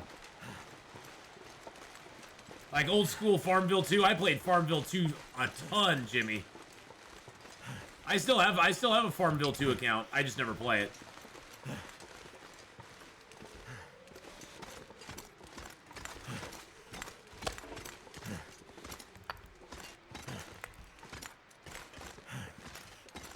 All right, we do need to get warmed up, make some water, so let's find the line here. Grab that piece of coal. Goddamn freezing. Not anymore. Okay, let's just use our fire striker this time. Why not? Yeah, I haven't loaded up Farmville 2 for a long time. I played it on mobile. I played Farmville 2 on mobile though, so it was kind of my mobile vice. I need to take my clothing off too. Your clothing will not dry unless you take it off and just kind of have it sitting by the fire. You can wear it for 8 hours by a fire, unless you're indoors. If you're indoors, it will. If you're outdoors in this sort of situation, it's not going to dry off on its own. But welcome, boys and girls, to Hush River Valley. We got off on video games there, but welcome to Hush River Valley. And believe me, my opinions on video games are very basic because I'm not a real expert on them. Tala, have a great one. Tango awaits. Well, have a fun time at Tango. But I am not a super expert on video game stuff. My opinions are my opinions only, and they're probably, most of them are wrong. Most of them are probably wrong. My Farmville was like level 400. Yeah, I was only like level 260 or so. It kind of got boring. The power well, in the verse can stop me. Hey, thank you so much for the follow there, Ward. Ward to we all. Thank you for the follow. Yeah, for me, Farmville, it got kind of boring after there was a glitch one time where I went to another person's farm to give them speed seed, and somehow the game glitched and it copied all of their machines they had on their farm to my farm. And they had all gold machines. So it got kind of boring after that. Because I had like, did I report it? Hell no.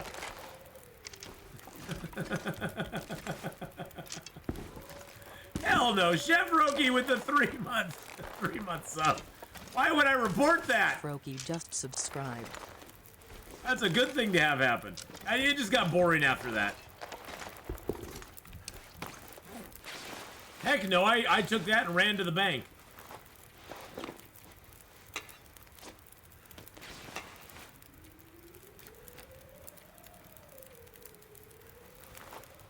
31-degree warmth bonus. Just let that sink in. 31. 31. Was Farmville that one that was huge on Facebook? Yeah, plus there was a mobile version of it. I always played the mobile version of it myself. Yeah, you can even if you report things, they never do anything about it. They never do anything about it. We are on day 622. We just entered Hush River Valley, and we're just sitting here in Hush River Valley in the cave, waiting to see what happens. Oh, look at us. We got a fire still going here. Let's go ahead and drop some water over here since we have a whole lot of water now. I can barely walk with this much gear. But no, I had a lot of fun with Farmville, too. I mainly played it because my girlfriend at the time, she wanted to play some video game stuff, but she didn't like computer video games. She liked the mobile stuff. And so I tried to find a mobile game that she would enjoy. And she really liked Farmville, so... Oh, Zynga's so... well, Zynga is rather, they don't care about the cheat. They don't care if people cheat. They get their money either way. They get their money anyhow. But yeah, my girlfriend at the time, she wanted a farming game that was on mobile. And so I found Farmville 2, and I was like, well, here we go. This is good. It's good enough.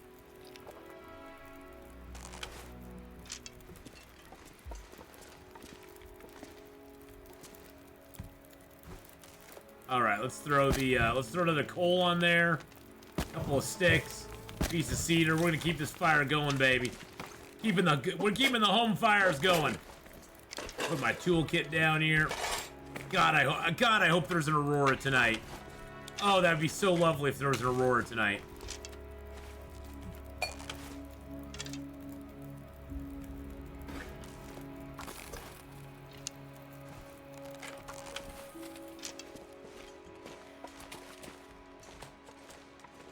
Mr. Bear! Mr. Bear! Oh, hey, Mr. Deer.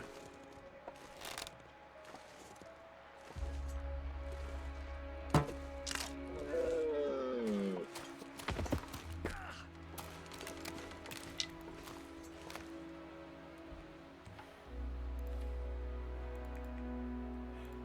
I didn't bring my hacksaw along. Okay.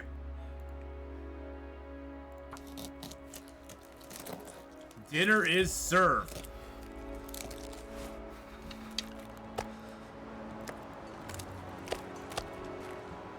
Dinner is served.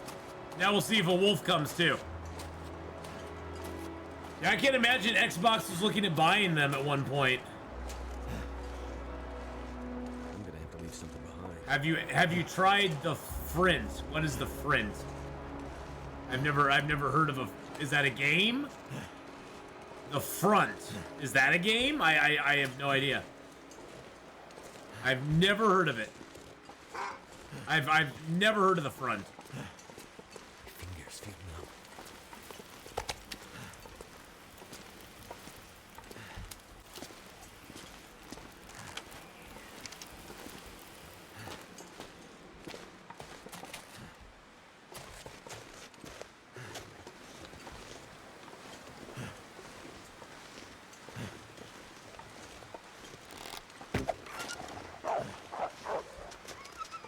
Really? You're just gonna run away. That's what. Ah! Don't run away with my arrow, you little jerk.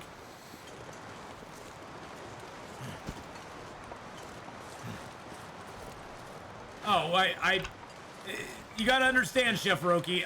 There are hundreds of games coming out every day, and I could abandon the long dark completely and play every single one of them. But that's not what I'm gonna do. I barely have time to play the games that are in my my thing, and I love to hear about new games. I'll go check it out for sure. But yeah, that I haven't played it is not surprising if it's a new survival game. There are hundreds of new games coming out all the time. All the time. I mean, I could give up the Long Dark. If everybody wants me to stop playing the Long Dark and only play new games that come out every day, I can do that. But I don't think my channel would do very well if I did that. I try to get to some of the new stuff if I can. But yeah, there's so much. There's just so much out there. It's crazy.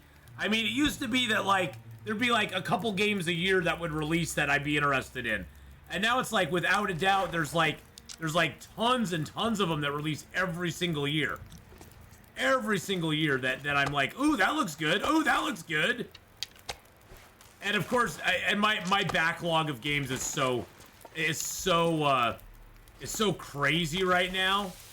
I just got back into the Infected. I just got back into Survival Fountain. I'm going to be getting back into Survival Fountain of Youth. Sunken Land came out. I've been trying to play 7 Days to Die. I want to get back into Icarus at some point. I don't know when, but I want to get back into Icarus at some point. There's more out there to be seen that I can actually do, so. Hello, Mr. Rabbit. I still need to harvest you up, buddy. But yeah, I will definitely take a look at, it's called The Front. Okay, I'll definitely take a look at it. Is it first person? That's the most important thing. So much to do and so little time to do it in. That is for sure. Because if it's not first person, I probably won't even bother. Because I do know about myself that I appreciate the first person view on games. So.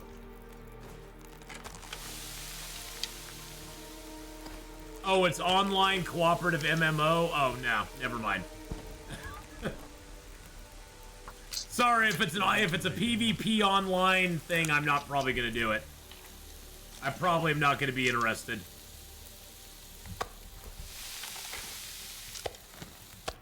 Yeah, online PvP just does not hold any interest for me.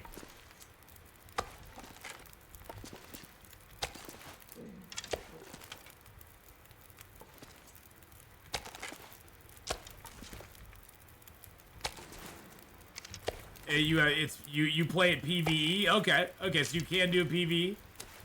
7 days seems really solid since the big update. I think the changes were for better, even with the growing pains involved in changing the water, XPs, and skills. Personally, I like 7 Days to Die better now than I did before. And I know that's controversial, because there's a lot of people who've been playing it for a long time that do not like the way skills work now. I like the way skills work now. I find the progression to be more, I don't know, more measured, more, it makes more sense to me, I guess.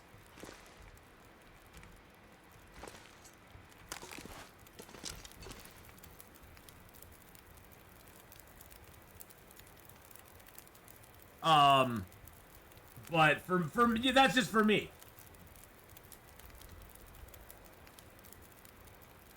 The Front. Oh, early access survival building sandbox.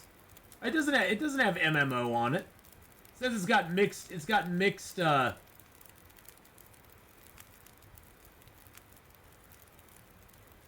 else? So is there other stuff? Oh no, that was just like a shooter. Oh, it does have MMORPG. So it does look like you can Oh, shush up, Mr. Wolf. I'm looking at another game right now. Shush it.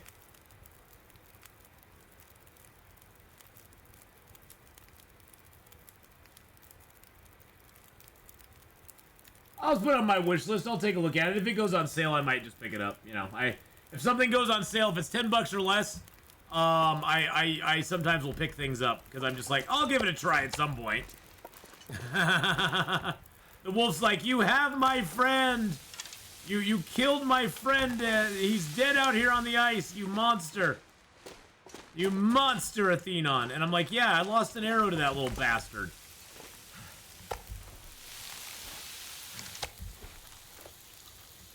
I'm good with the skills. I think they should tweak the tier 5 and 6 items so crafting is more viable. But in all 7 days, all in all 7 days, devs are going in the right direction. I think so too. I think I think a lot of the stuff they've done is definitely heading in a good way. And it's caused some excitement around the game that hasn't been there for a little while too. And I think also that the other thing that's going to help them a lot is these new, I guess it's going to be on console again in the new form with these new changes. So now the old console stuff is not going to get an update. Don't ever think that. But anything on the new consoles, on next gen consoles, I guess is going to be all updated now. So you're going to actually be able to enjoy 7 Days to Die on console again and not feel like you're playing something from 2013. Which I think is going to help them out a lot.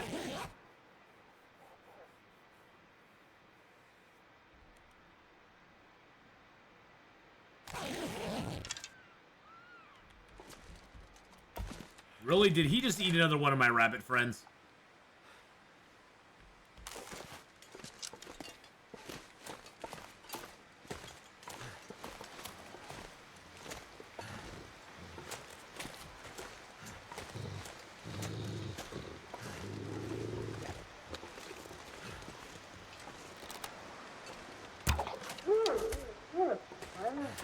You did eat one of my friends, you little bastard. You ate another one of my friends. How dare you eat my friends? How dare you? I think using tools that you want to get better at should progress your skills on the tool category. I guess. I mean, I could see that get very easily abused though. You just spam. It'd sort of be like crafting or like doing micro harvesting in Long Dark. You would basically be able to spam it and just like up your tool skill really fast. I don't know. I mean, there's arguments for and against it, I guess. I sort of like how they've kind of Too much stuff to carry. I like how they've tied the skills to, or the crafting recipes to your. It's still tied to the your attributes or your traits, but only in as much as when you take certain traits, you have a better chance of finding skill books for those traits. And I think it's kind of a neat way to go. I mean, I don't think there's anything inherently wrong with it. I think it works pretty good.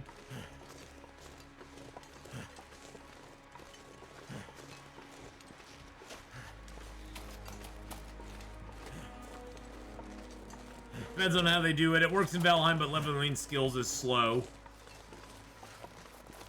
But yeah, if they did that though, Jimmy, they'd probably need to take out skill books, because for tools, you know, the more you use tools, the less skill books you get, or something. I don't know.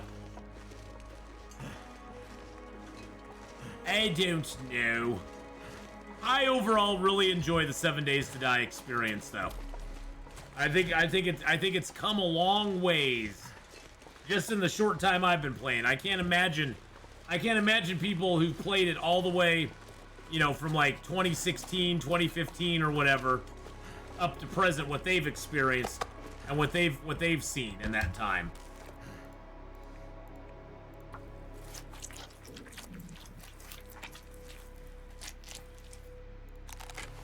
Most annoying thing is how you can't repair spawned containers. Yeah, that would be a little bit on the annoying side.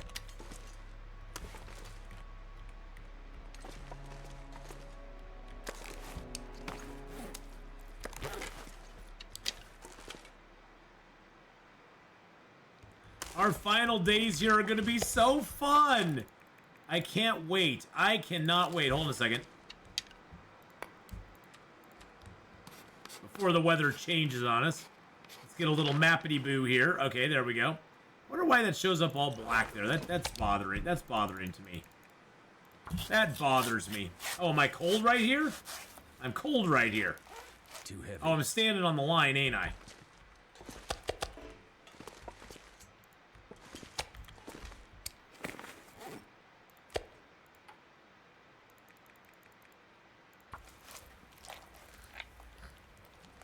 The airport has been done. Yes, the airport is done. I could eat a horse. I'm gonna drop these preppers pies because they could glitch me. Since they're now ruined, I'm gonna drop them.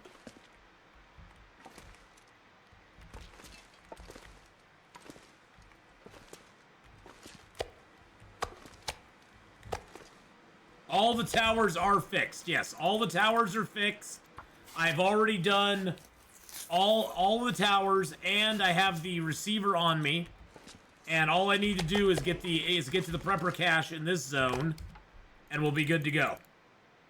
And well, I have to go back to Pleasant Valley afterwards and do the one there too. But then we'll be good to go.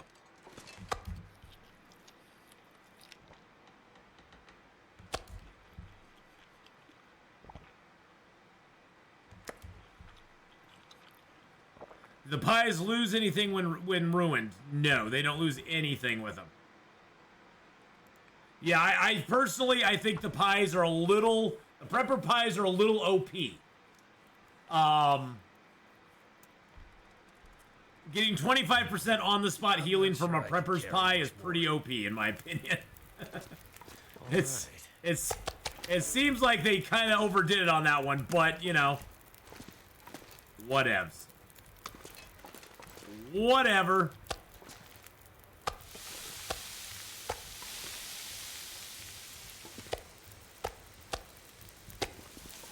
Alright, well those cook. I'm going to sort my meat here.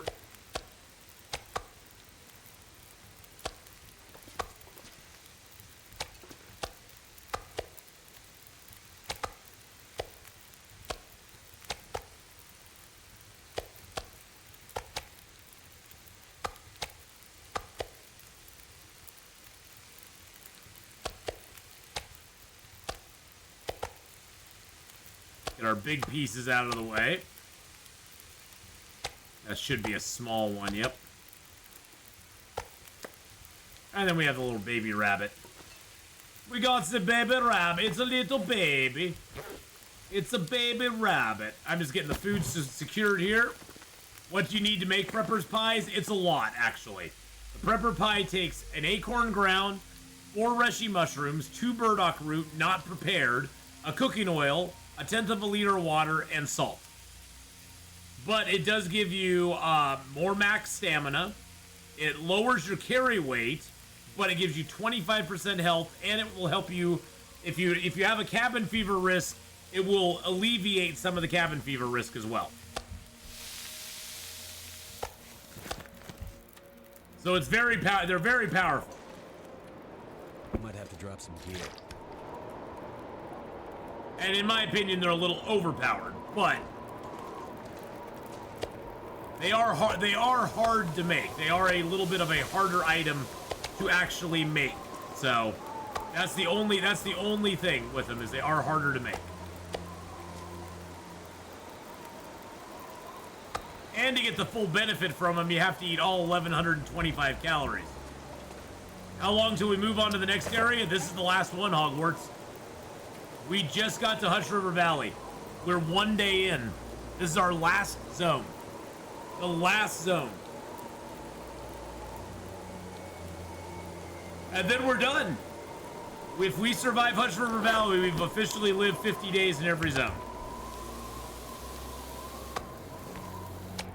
So yes, this is our last one. And then once we do that, we're going to go and we're going to finish up in Pleasant Valley and go back to Forsaken Airfield with the Signal Void quest, and that way we'll be all ready to go with this character when the we'll be ready to go with this character when the new update drops. This one is still 200 days shy of my longest run.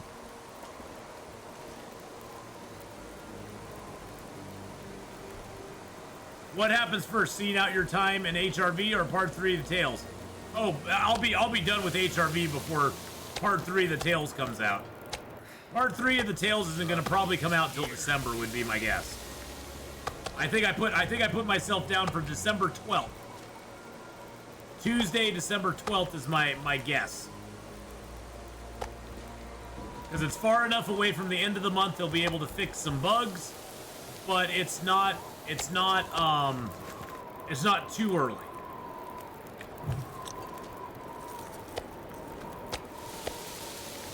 You're thinking Friday the 15th? Okay, okay.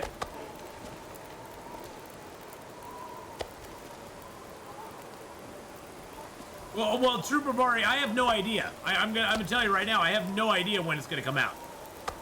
I'm just saying that based on their past performances and them saying it's gonna be out before the end of the year, I have a feeling they're gonna push it all the way to December just so they can, you know, kind of work on it, get it right, make sure there's not a lot of bugs, and then they'll be able, I mean, would I love to see it earlier? Of course I would. Valor, how you doing, by the way? Of course I would love to see it earlier than that. I mean, without a doubt. I just don't know if they're gonna push it that hard. Because you know they work without crunch, so. And when you work without Captain Crunch, it's very hard to get games out quickly, so.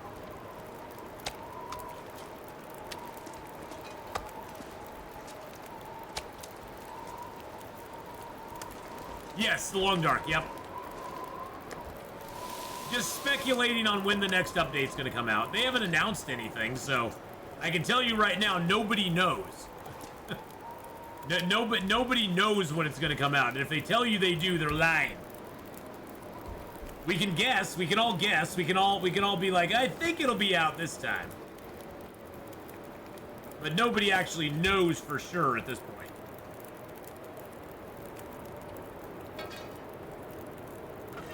Make a little more water, why not? Let's put one stick on there. I doubt Hinterland even knows. Yeah. I doubt Hinterland does even know. that is facts right there.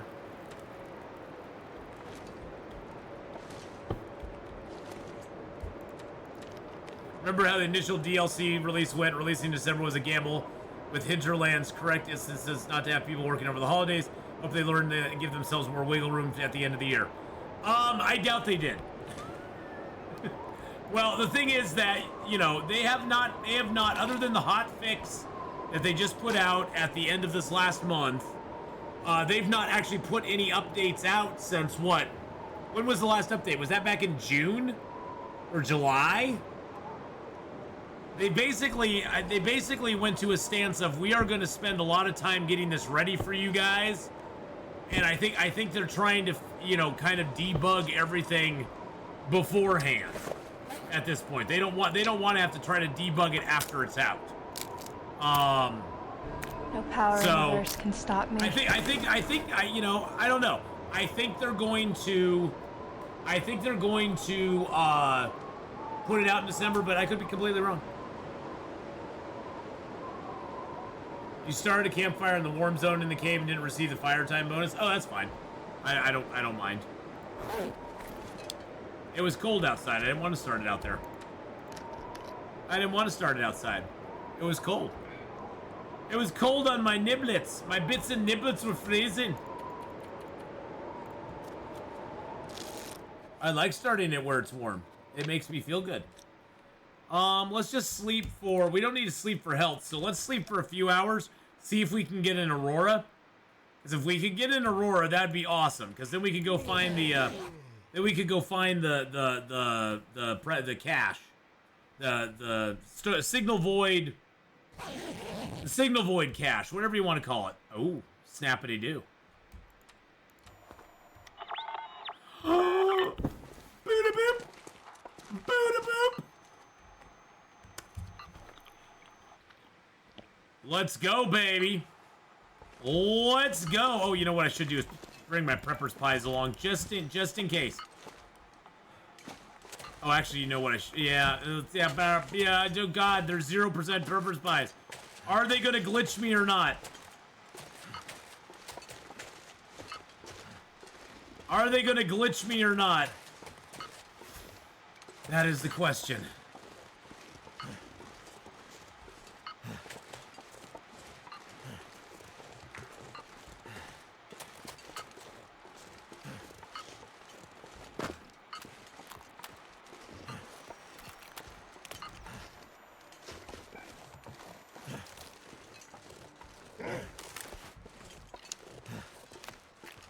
I heard him.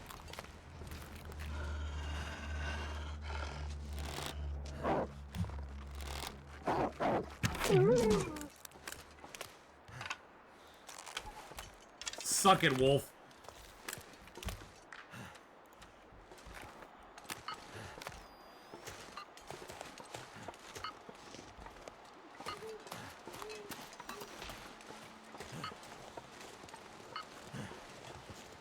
Woo!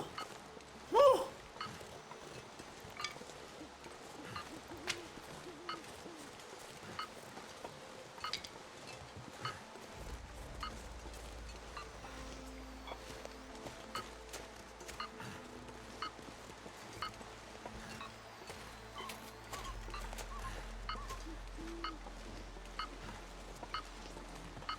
Forget exactly where it's at. I know it's...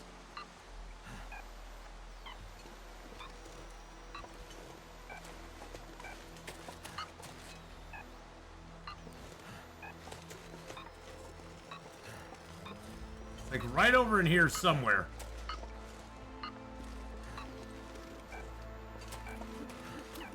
Somewhere right... I think it's somewhere right beneath me.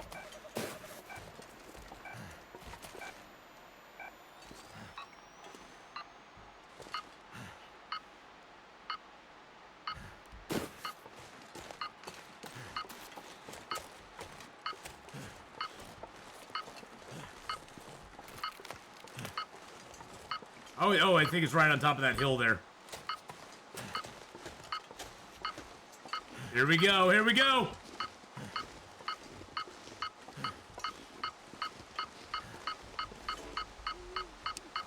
I dropped the prepper's pies. They could glitch me.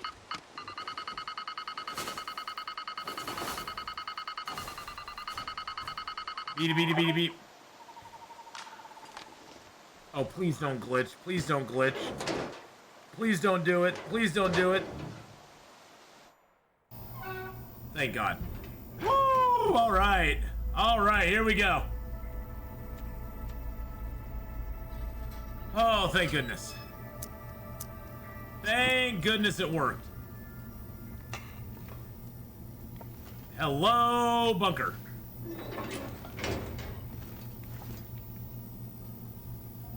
There's a glitch with the prepper's pies. If you I've had it happen to me once, where I had a ruined prepper's pie on my person, and when I went to enter the prepper's cache in Forlorn Muskeg, it gave me that error where it could not create a save file, and once I dropped the prepper's pie, it let me go in, and then if I ate the prepper's pie, it let me go in as well. Too much stuff to carry. So there's something wrong with the prepper's pie that's screwing up entry into some of the caches.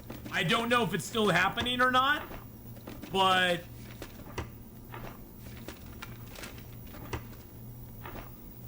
oh, there's drawers here. Isn't that precious? Oh, that's so cute. There's little drawers we can search. Oh, that's adorable.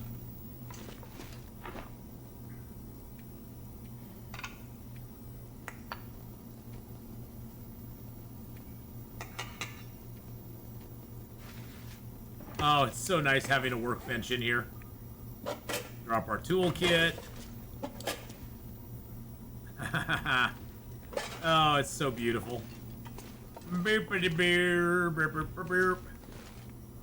Got the log there. We're gonna search up before we do that. So,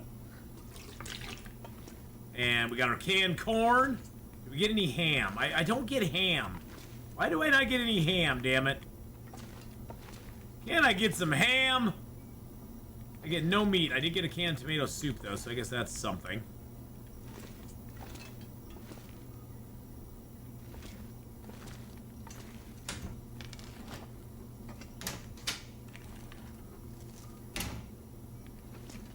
Container under table got missed. Okay. I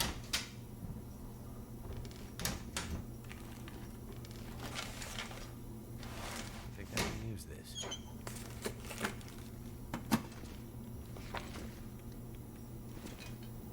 Under the table up here. That one. Woo!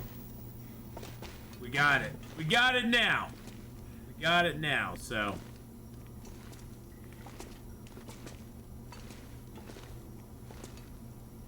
Now that is not potable water.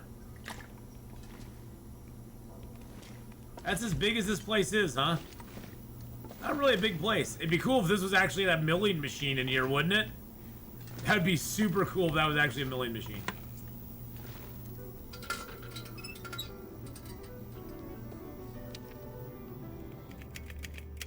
Session 14, Project Medical Officer interviewing Patient 7. Patient 7. Return to the first instance. What did you see? It was at the Nothing. beach. Just pictures in my head, feelings. One of those beaches where the sand goes way down to the water, no drop off. I remember a gray day, dark water, no wind, no waves. This bunker gave you 7 fire I was strikers. alone, Wow. looking around a lot. I didn't understand what was happening. What do you think when you're that little? Always wondered why it was that day, that trip, that stuck with me. Focus on the ending. The final frame. They lost me. Just a little kid. Okie dokie.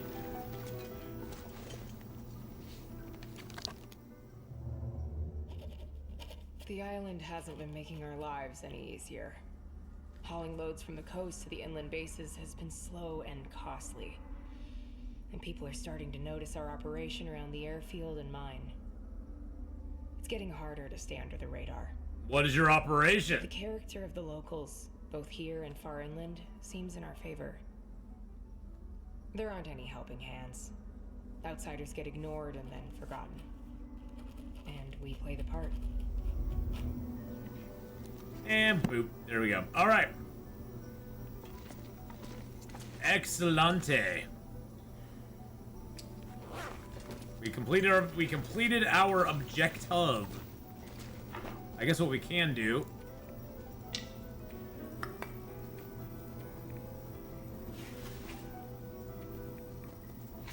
is we can go ahead and craft up our 2 arrows.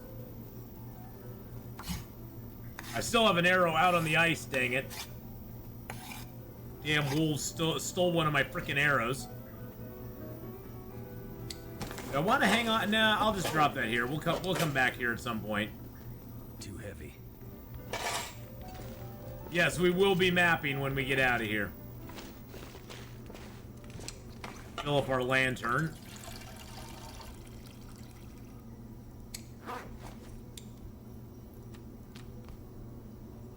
And then we'll sleep. I still have that wolf out there. I do need to find him, so.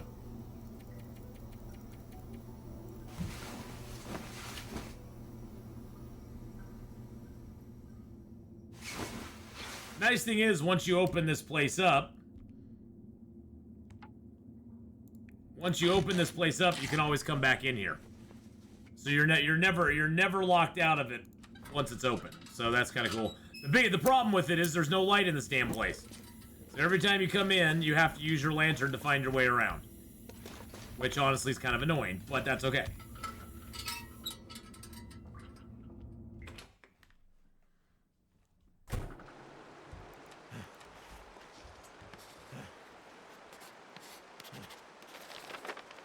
There we go. Now I'm curious to try this. Let's just pass time for an hour. That gets us a save point. I'm just curious to see if this screws it up or not.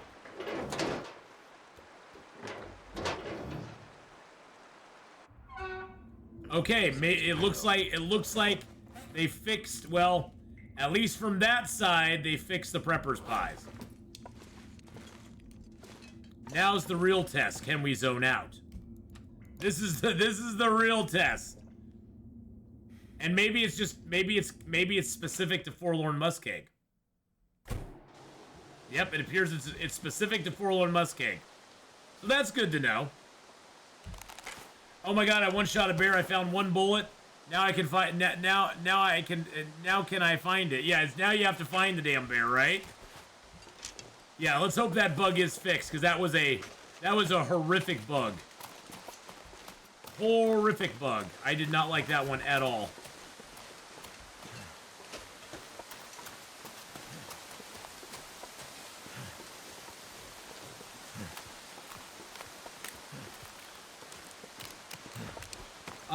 How many old man beard do I... Oh, I only have one. Let's grab some old man beard real quick. Let's get the 3 over here.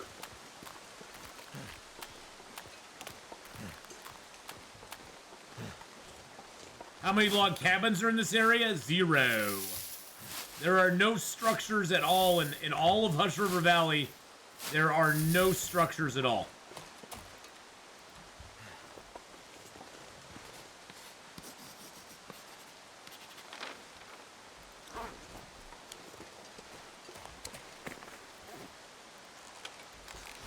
So there's nowhere to run, nowhere to hide. Well, unless you count the bunkers, yeah. The bunkers are there. I don't really count the bunkers, though. The bunkers aren't really, The bunkers, to me, aren't really, like, structures, I guess. I mean, there's caves, but a lot of zones have those, too. This place has, like, no man-made things, I guess you could say.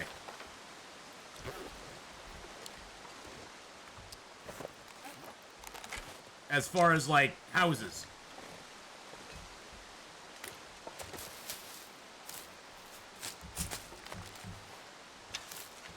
And for the caves, you have to find them. That's the other thing with the caves, is that they're there, but you have to know where they're at.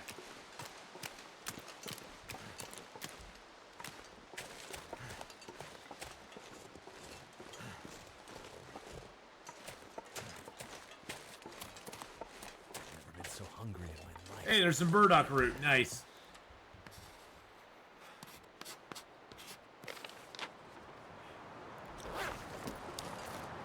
Sweet niblets. Let's go grab the burdock root. And we'll need to eat here pretty quick, but that's okay. Yep, caves have a lot of history. They do.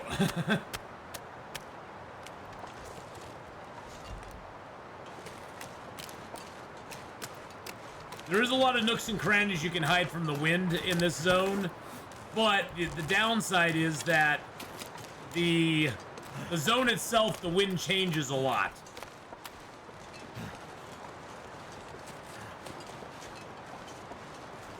More cattails down there. This zone does have a ton of cattails, though. A ton of cattails.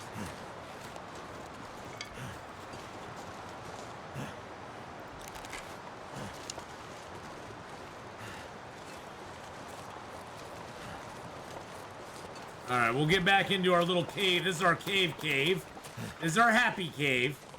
This is our happy place.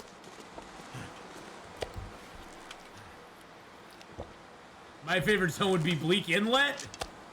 You are insane, sir. That's okay. You can have Bleak Inlet as your favorite zone. I think you're crazy, but you can have that as your it's a bold statement. It's a bold choice. It's a bold choice, Cotton. Let's see how it plays out for him.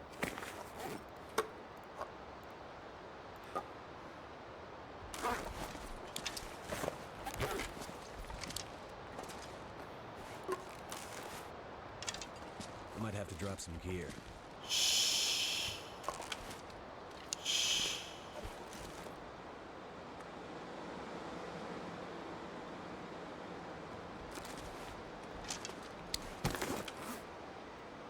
I mean, except for the Timberwolves, that zone's fine. Got my fish traps, which I'm not going to be using right now, so I'm just going to drop those.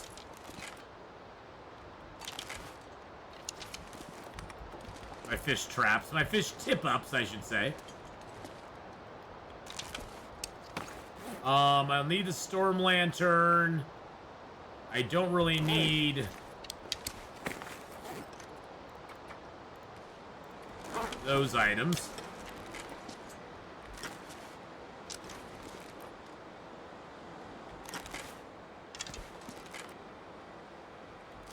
There is a log cabin in Timberwolf.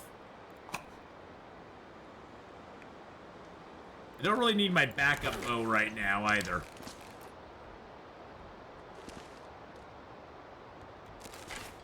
Gonna leave that here.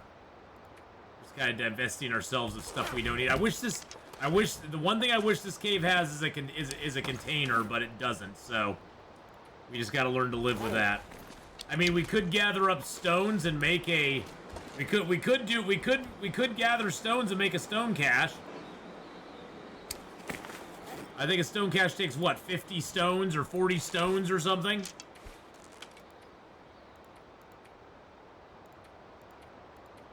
I don't know. I haven't made one so long. Can you get cabin fever from hanging out in the back of a cave? No, you cannot, Bad Sloth. No, you cannot. Oh, that's okay. Don't worry about it, Bad Sloth. Yeah, so Bad Sloth, you can't get cabin... Technically, even the back part of the cave is technically outdoors. It's just a warmer part. So you cannot get cabin fever in the back of a cave. You can live in a cave for the rest of your time in Long Dark and never ever get cabin fever. Just trying to lower my weight a little bit so we can go gather some stuff. Let's harvest that cloth up.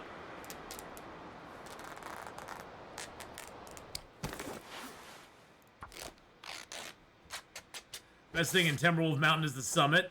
Nice. The summit is very nice.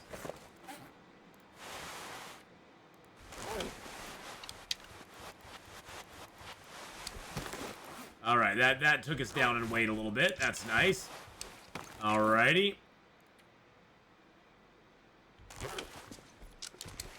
Gonna leave my cooking oil here as well.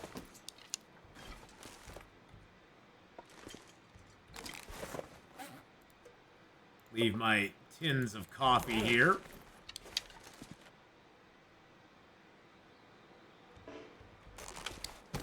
I'll leave one of the prepper's pies here because I can always come back for it. Containers with best clothes deleted on Interloper. Yeah, well, there's a lot of containers that are just not around. That is a thing of unpurified water, so I'm just gonna set that by the fire so I remember to get that all purified up. All right, all right, everybody. Are we ready to go? Good God, I can't talk today. Okay. Time's up. Let's do this. Let's get ourselves nice and full. It's time to go exploring a little bit in this zone. A little water in our belly. Oh, I love the revolver spawning here on accident. That was a wonderful, wonderful thing. And it should never have been taken away from us. Never, ever, ever, ever, ever should have been taken away.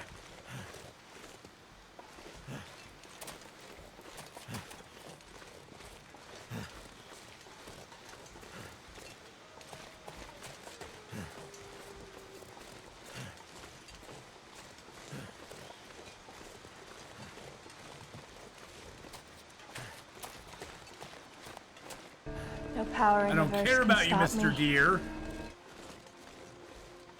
Hey, how's it going, Fetty Noob? How you doing?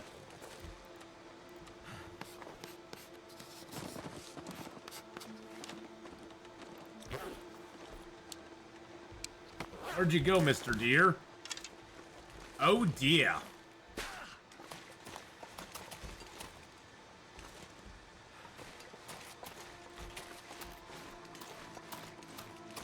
Any moose? Well, the moose only spawns in 2 places in this zone, and we are near neither of them. So,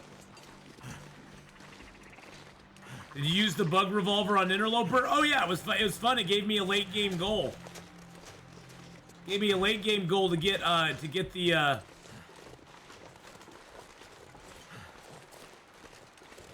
to the ammo stations and actually utilize them. Oh, we found a place with ptarmigans. Nice. Let's map those ptarmigans up, baby. There we go. There we go. We got rose hips. We got the little ptarmigan nest. Some birch saplings. I'm not gonna bother the ptarmigans right now because I don't need them. Scatter! But run away! Run away! Hello. Hello? Hello. He's my friend. He's like, hello, Atheenon. I love you. You're my friend. Oh, I don't want to play with you anymore. Aww. He was a friendly ptarmigan. I like the friendly ptarmigans. They're so nice. He was a cute little bird. He was like, oh, thank you. He was like, Thank you for not killing me, Atheenon. You were really, really nice. You made my whole day. and I went, You're welcome.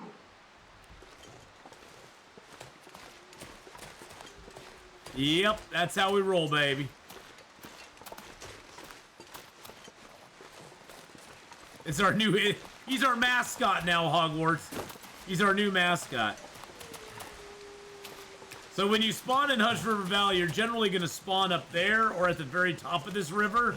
The first thing you always want to do is come down this cliffside here or walk down the river and go to this cave. Because this cave will have usually a hat or gloves in it. It'll have some matches, some coal, maybe some cedar. And of course there's cattails aplenty down here and rocks to throw at stuff. But the main thing you want to get here is these matches. That's like your beginning matches if you spawn in Hush River Valley. And then like I said, you get a couple pieces, you get a piece of cedar, get a few little coals. You have a cave that you can't really warm up in, but that's all right. You don't need a cave to warm up in, so. But this is sort of your first stop in Hush River Valley if you spawn here. Now at this point though, you have a decision to make. Usually I go for this cave down here instead of the one behind the waterfall, because this one down here has the bedroll, the hacksaw, some food, another box of matches, and it does have the wolf in it, and it's good to kind of see if you can get past the wolf before you have to deal with the other cave. So, and as you can see, I'm just passing by the cattails right now because I'll just keep those. I'll keep those late for later. I took shelter to warm up in a fish shack, and the bear walked by and fell over dead. Are they adding new areas to the Long Dark? Yes, as a matter of fact, by the end of this year, they'll have added another zone to the Long Dark. They'll be adding in a mine. They'll be adding a mine in on it, so. The mascot clip is on Discord. Nice. He's our new mascot. He's our favorite little pet now. The pet bird. God, my nose is itching like crazy. Oh, it feels like a bug flew up my nose. Woo!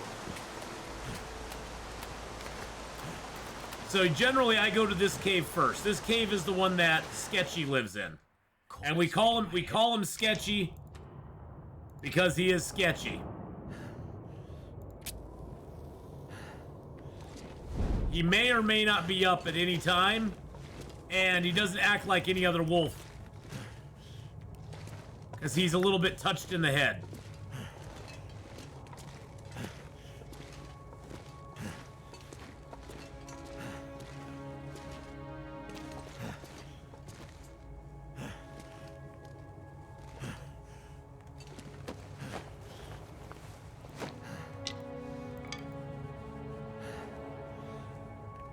Now, there's several spots you can find the cache in this zone, or in this cave. You can sometimes find the cache, like right in here.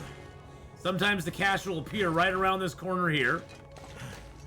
Sometimes you have to go down past this, and sometimes you can find a pry bar up in here. And coal. Surprised we haven't seen Sketcher yet.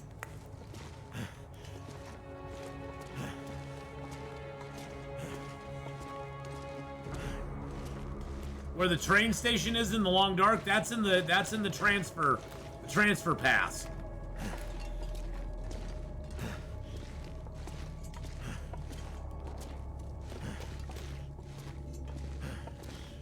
Okay, that's the way out. I don't want to go that way. Oh, there's a storm out right now, so Sketchy's probably not up.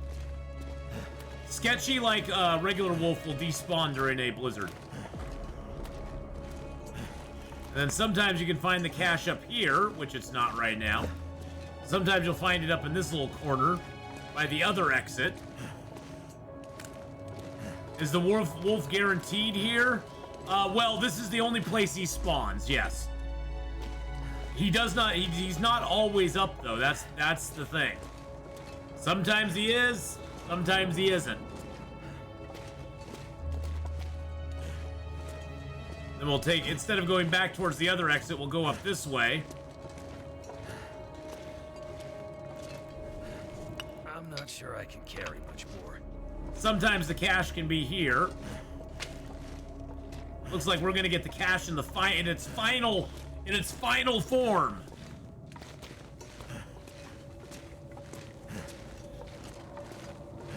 Need to make a fire here pretty quick, though.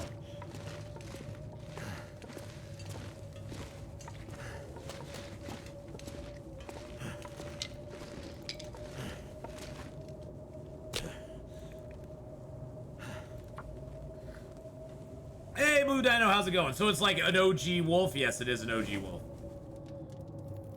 It's like Fluffy and Scruffy. Fluffy and Scruffy are the wolves that are in the cannery and the Desolation Point cave. And Fluffy and Scruffy were the originals. Fluffy actually used to be in the Carter Hydro Dam, but the Carter Hydro Dam became too dangerous, so they moved her out of there. Thank you for giving Blue Dino a shout out there, by the way. I appreciate that very, very much. Thank you so much, Adora, for giving them a shout out.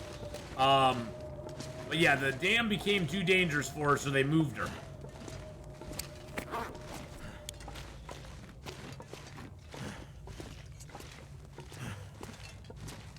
Yeah, it looks like we don't have the wolf in here right now, but... Oh!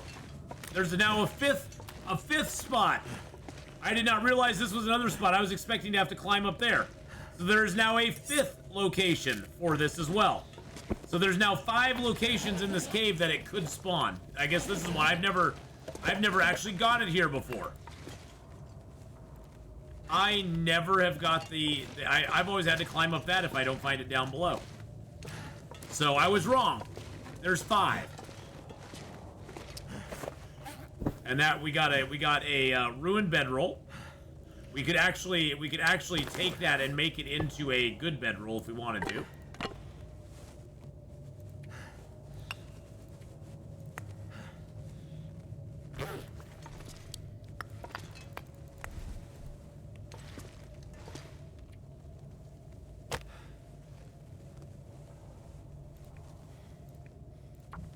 Hey, fell off the bridge again. How you doing? Maybe he just got tired of waiting for you and left. Well, it has been 600 days, so I could see him getting tired of waiting for me. And just being like, I'm out of here. See you later, buddy. I could see him doing that.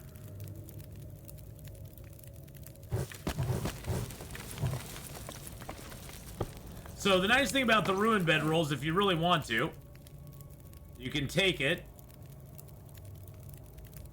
I don't know, can you do that? Yeah, you can do it in your own hand, can't you? Yeah. You can make the improvised bedroll with the sewing kit, or with this.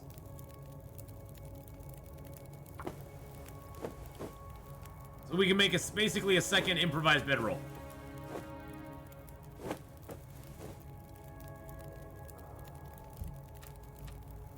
And now we have 2 of them. What day are we on? We are on day 620...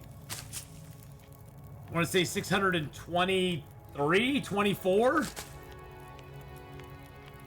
The bear bedroll is cool, but I can carry 3 improvised bedrolls, and they only weigh 1/3 of a kilo more than 1 bear bedroll. So, I mean, of course you can't stack them and make them, like, be better, but...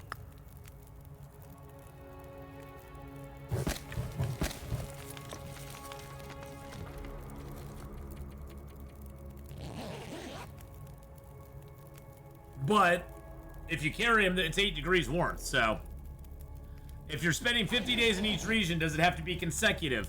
Yes. We cannot leave. So we're on day 625. So basically, Blue Dino, the way it was set up is I spawn in a zone. In this case, it was Ash Canyon. I have to live there 50 days. If I survive 50 days there, on the 50th day, I must move to another zone, only carrying up to my max carry weight. No food allowed, no food modifiers allowed, but up to my max carry weight to another zone. And it has to be adjacent to the zone that I'm in already. Now, if there comes a time where there's no adjacent zone, then, like, so when I finally got done in, you know, I took Ash Canyon to Timberwolf to Pleasant to Coastal to Desolation, well, at that point, adjacent zones were kind of, like, out the window, and I could either go to Mystery Lake or Black Rock, because those were the next kind of adjacent zones, or I could have gone to Bleak Inlet. I could have chosen any 3 of those, and I chose to do Black Rock because it was, you know, it was sort of out on its own. And then I came back and went to Mystery Lake, Forlorn, Broken Railroad, the airfield, back to Bleak Inlet, up to Mountain Town, and now into Hush River Valley.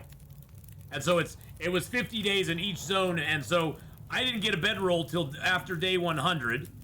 I didn't get a crafting chance until after day 200. So I didn't have a bow and arrow, a hatchet, or a knife until like day 200. And I didn't get a bedroll till I got to Pleasant Valley. So I had no bedroll and nothing, no tools for a long time. And it made it very interesting. It made it very, very, very interesting.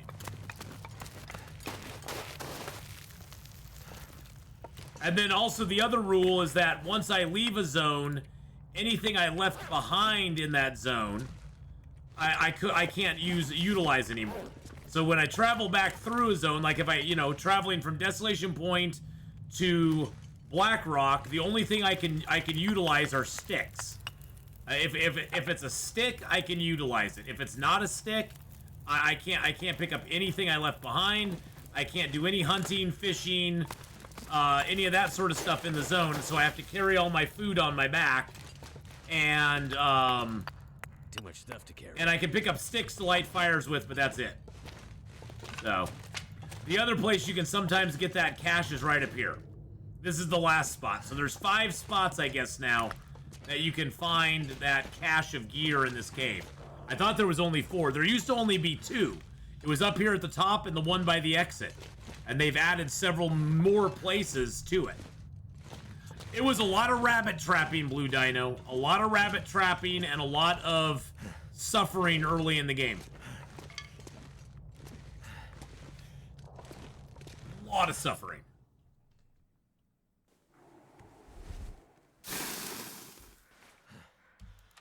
I'm gonna map this real quick. There we go. Well, this was Blue Dino. This was my 5th try. We had a start in Timberwolf, a start in Hush River Valley, a start in Forlorn Muskeg, and a start in Black Rock. None of those we were able to survive the first 50 days.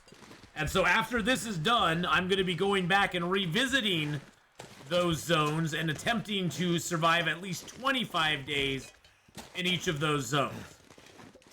And see how it goes. And we may or may not be able to do it. I don't know. I don't know.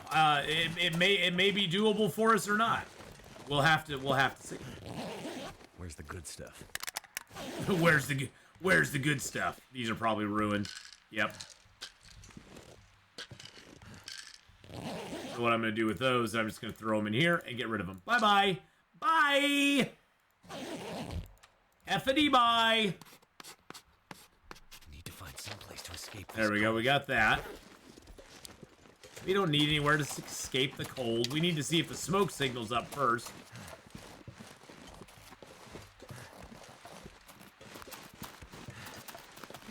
What's our weight? 48? Okay, we're good. Need to grab some acorns. Damn. Freeze.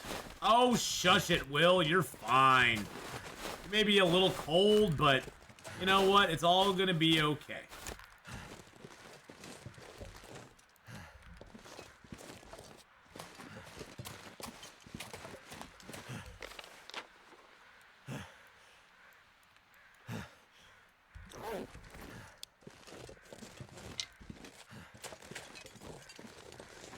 Do you have any fun audio things? They're always my favorite.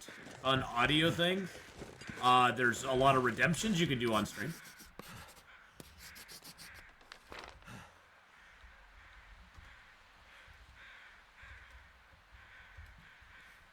Like things like that. Oh my! Oh my! You get there's audio redemptions. Those are all under the the store. Oh the store. There we go. Oh my. And they all take channel points, and you get channel points by watching, or if I give out channel points like that, you get channel points that way too. So there's lots of ways to get channel points, and you can spend them on redeems. You can roulette them. You do all sorts of fun stuff with them.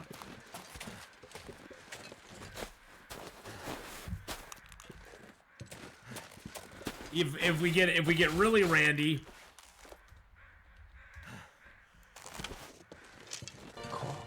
Coral!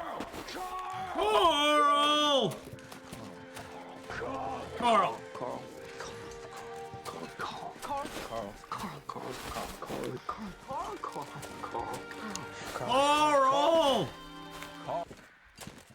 Coral!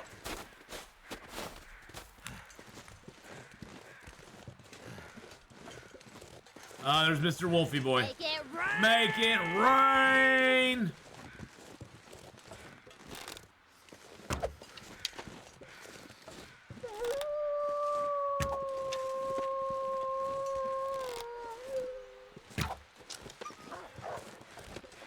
I tried to get him. He just was not cooperating. First one was way too short. That one was right on target. Those were close, but not quite there.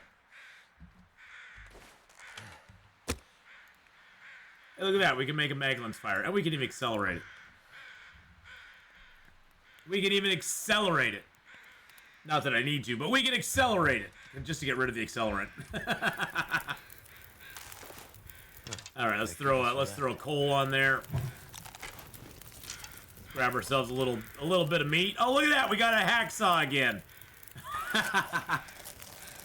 That's why I left my hacksaw back in Milton. Is like I knew I was gonna get a hacksaw here.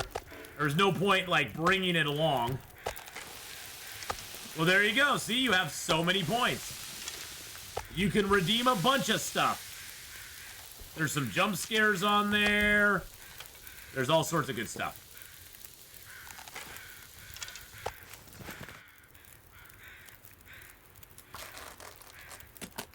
Yummy, yummy, yummy. Really? It's foggy out? You're serious?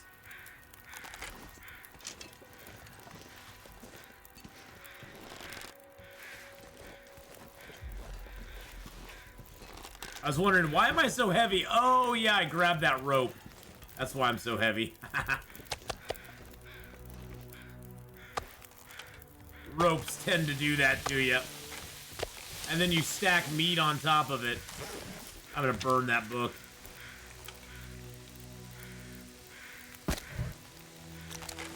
I need to rip some torches apart. Turn them back into sticks.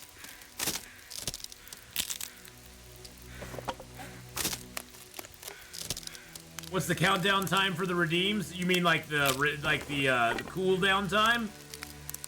It's usually like 4 or 5 minutes. It's usually like 4 or 5 minutes for each one.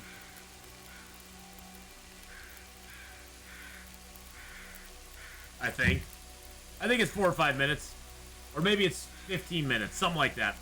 There's a cooldown. There's a cooldown on him because, well, let's just put it this way. You know how one person can ruin it for everybody? Well, several people ruined it for everybody. Used to be the redeems had no cooldowns on them. And then I had several people who tried just spamming them into chat as fast as they could all the time, and so it was like, well, that's just how it is. So yeah, the cooldowns got put into place. I think they're like 10 or 15 minutes, something like that. Some of them are a little bit less, some are a little bit more. Yeah, I don't allow any spamming in channel at all. So, redeems that get... The redeems got spammed and they got basically shut down because of that. I like them to be used, but when they become the main focus of the stream, I'm just like, yeah, I'm good. I'm good. Alright, I guess we will cut this down, because I don't know, I mean, I have no idea if the thing's over here or not.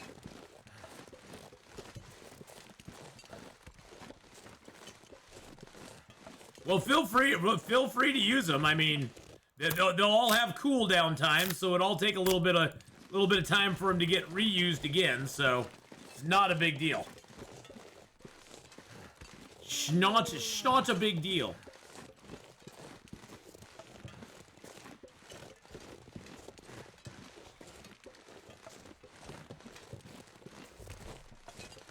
Redeems also are kind of, I mean, they're kind of, the channel point redeems are kind of 2016, 2017 kind of streaming anyway.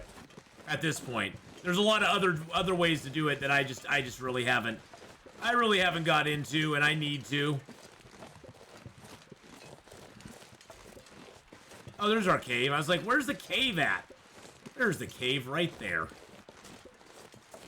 But that is totally acceptable, Blue Dino. You go ahead and use some redeems up there. They don't get used enough these days, let's put it that way.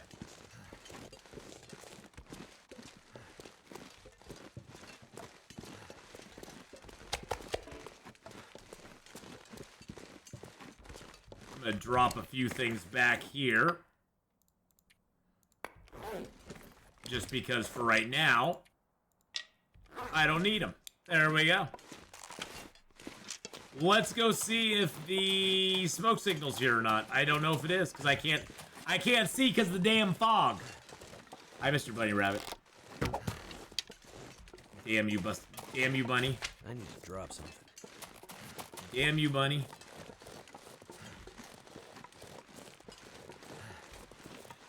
Well, some of them may have already been redeemed. Oh, it is here. Nice.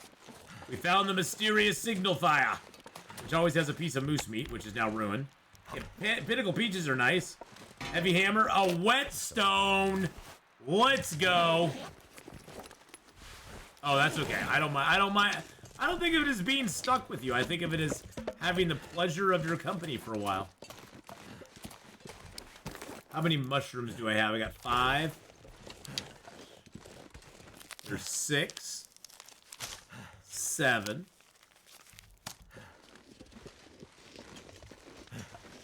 And 8. And then let's go get a sewing kit here. It'll be nice to have a sewing kit again. Sewing kit. Boom. There we go. Not to brag or anything, but I'm a pretty good company. That's alright. You brag on your company all you want, my friend. It's okay to brag on your company. If you think you're a good company, you know, time will tell, right? Time will prove you either wrong or right. Seemed pretty decent to me, so I got no argument. Got no complaints there. Nice little fire burn in there.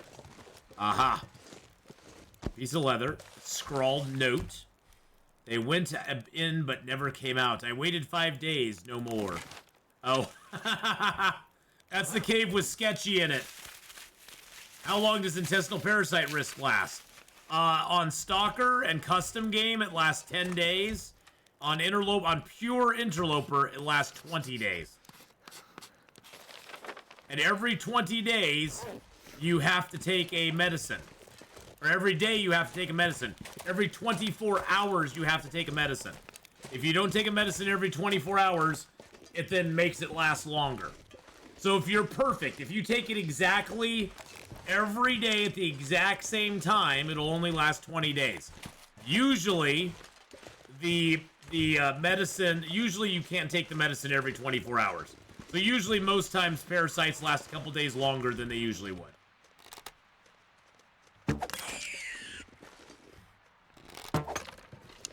Oh wow, that was a bad shot. Where'd that arrow go to? I heard it bounce. Oh, wow, it bounced all the way out here. Physiques. Yes, you will need either antibiotics or Reshi tea. The Reshi tea is... Or burdock tea. So you have 3 choices now.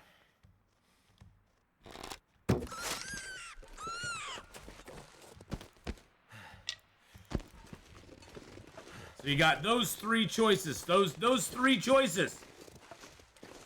Those 3. Yes, I can count. Okay, 3. The mushroom tea is usually the one that you want to use if you can. Yes, I was thinking maybe some rabbit pies, but I think I left my I left my stuff down below, so I don't have any flour with me. I have no pie making material with me. The old mill flour I left behind. Prepper's pies are the only ones I could actually make if I go get my stuff. So.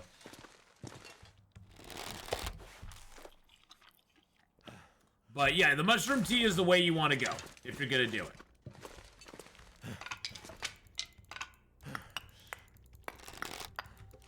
All this gear is slowing me down. Oh, shushabai. Yeah, now if you just have the risk of parasites, that is a good question. That is a good question from Deserted. Are you just worried about do you have the risk of it, or do you have the actual parasites at this point? Because if all you have is risk, you're not gonna get sick. Not right away. What's my favorite cabin in Long Dark? I need tips on surviving on Loper, aside from learning maps and the torch trick. Well, travel a lot. Do not base up. Basing up an interloper is generally a death sentence. If you base up an interloper, your life expectancy goes down quite a bit. Because interloper, there's not enough supplies in one area. Unlike a lot of the other difficulty levels, in interloper there's generally not enough supplies in an area to live for very long. You can do it. Don't get me wrong, but if you're just starting out an interloper, you're not going to be able to. Because so you definitely want to travel quite a bit. Don't just settle. And if you do settle somewhere, you really can't settle until you have like a bear or moose down or something like that. Even a deer, even if you take down a deer, the deer's not going to last you for a long time.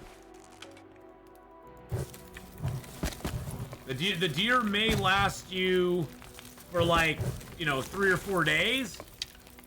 But the deer just doesn't do a whole lot for you. As far as like, it's not gonna last you for a week. Unless you're starving yourself, I guess. Why does it give an old username on it? Because Stream Loots is not real up to date on your new names. Oh, and yeah, you do have to change it on the Streamloots site. So you'll have to go in on the Streamloots site and change it, Jimmy. Because Streamloots, it first gathers your name from Twitch, but then it just retains that name unless you go in there and physically change it on their site.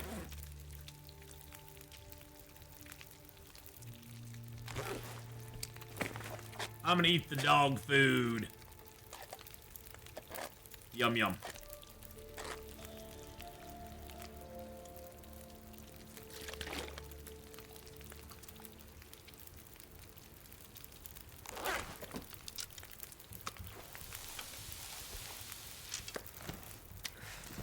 But yeah, I'd say so first off, travel around a lot. Try to hit all of the hot areas in all the zones, Blue Dino. Try to hit, if you go to, and that's one thing too, is when you go to a zone, don't try to hit every locale in the zone. Try to hit the big spots. Like if you're going to Pleasant Valley, say you're going to Pleasant Valley, you want to decide, okay, I'm gonna hit the, well, I guess it depends where you're coming from. But say you're coming in from Timberwolf Mountain. You'll be like, I want to go hit the plane crash. I want to hit the farmhouse. I want to hit the radio tower, and then I'm going to go right into Mystery Lake and keep working on it there.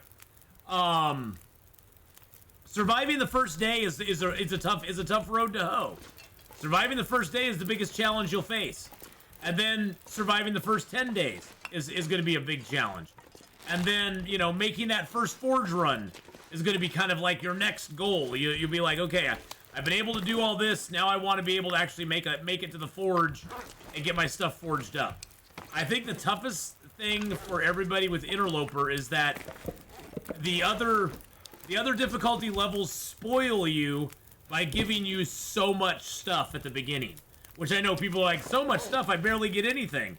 Well, on Interloper, you literally get a can and some clothes. So it's like the base resources on Interloper. You get nothing. And finding the matches is like your first goal. I mean, that should always be your first goal, is to get to wherever the matches are in the zone and get those secured, because you'll never be able to get water without them, and water and food is your next goal after matches. And then after that, you're trying to find, you know, a bed and some tools. And so you're trying to find your bedroll and some tools after that. And so you sort of have these progressive goals as you go along. You're trying to find the matches, then get food and water secured, then get your bedroll secured along with tools. And sort of the tools and the bedroll you can sort of do at the same time.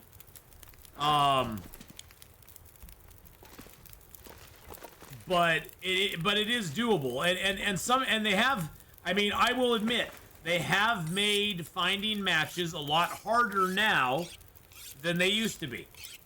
But don't forget, you can use flares as a match. And if you do use a flare as a match, make sure you get a bunch of torches out of the fire. And also, in addition to that, make sure you make a lot of water with that first fire, because that way you'll have water going forward and you won't need to light another fire. The main reason you need to light a fire, surprisingly, is not so much for warmth. Yes, warmth is very important. But if you can go ditch in a cave, you can ditch in a house, you can get warmed back up. But without fire, the main thing you can't get is water. And purified water is the biggest stumbling block for most people early in the game, is getting that water source secured. And so if you do happen to get a flare, don't be afraid to use it just to light a fire. Because it's you'll find more flares. There's a lot of flares in the game. There's a lot of Ric Flares in the game. Can I get a woo? So yeah, don't be afraid to use that first flare and make some water with it. In Loper, you can't find anything at the forge. You have to bring it there. Generally, in Loper, there's not a whole lot at the forge. You can. There are chances of finding a heavy hammer in both Black Rock, or not Black Rock, in Broken Railroad, as well as in the Forsaken Airfield, but I wouldn't count on it. I wouldn't stake everything you are that you'll find one there. If you're wanting to forge in either of those zones, like I didn't find a heavy hammer. I found a heavy hammer finally in Milton, I think. I didn't find one in Black Rock or in Broken Railroad or Forsaken Airfield. So I was unable to forge in either of those zones, even though I forged in Forlorn Muskeg. I left my hammer behind because I was like, well, it's 2 kilos. I don't want to carry it with me everywhere I go. So I left it behind. And then I wasn't able to forge in either of those zones, which kind of sucked, because I was running out of whetstones.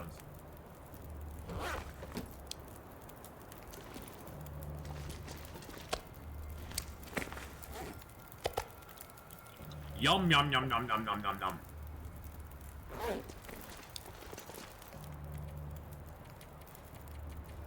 Oh, I need to drink some water. So yeah, definitely traveling around, making sure you get that sort of order. The matches or flare, get your water and food secured.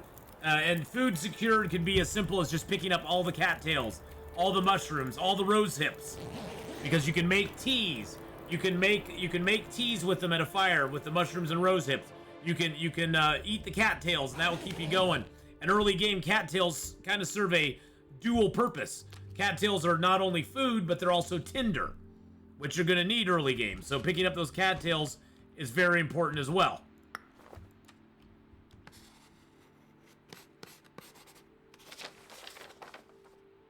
All right, so that's where we're at right now. We need to map that back up too, and we're gonna map while we're here as well. So, because why not? Oh. Alrighty. Well, we are now officially on day 626. We've lived 3 whole days in Hush River. We have 47 days to go in this zone. We are in no hurry to do anything. We're going to try to map up as much of this zone as we possibly can. We're currently right up here by the mysterious signal fire, which for us was right above the ice cave that the Nasty Wolf is in. But we're doing pretty good. We've got all of our stuff secured. We got fire. We got water. We got food.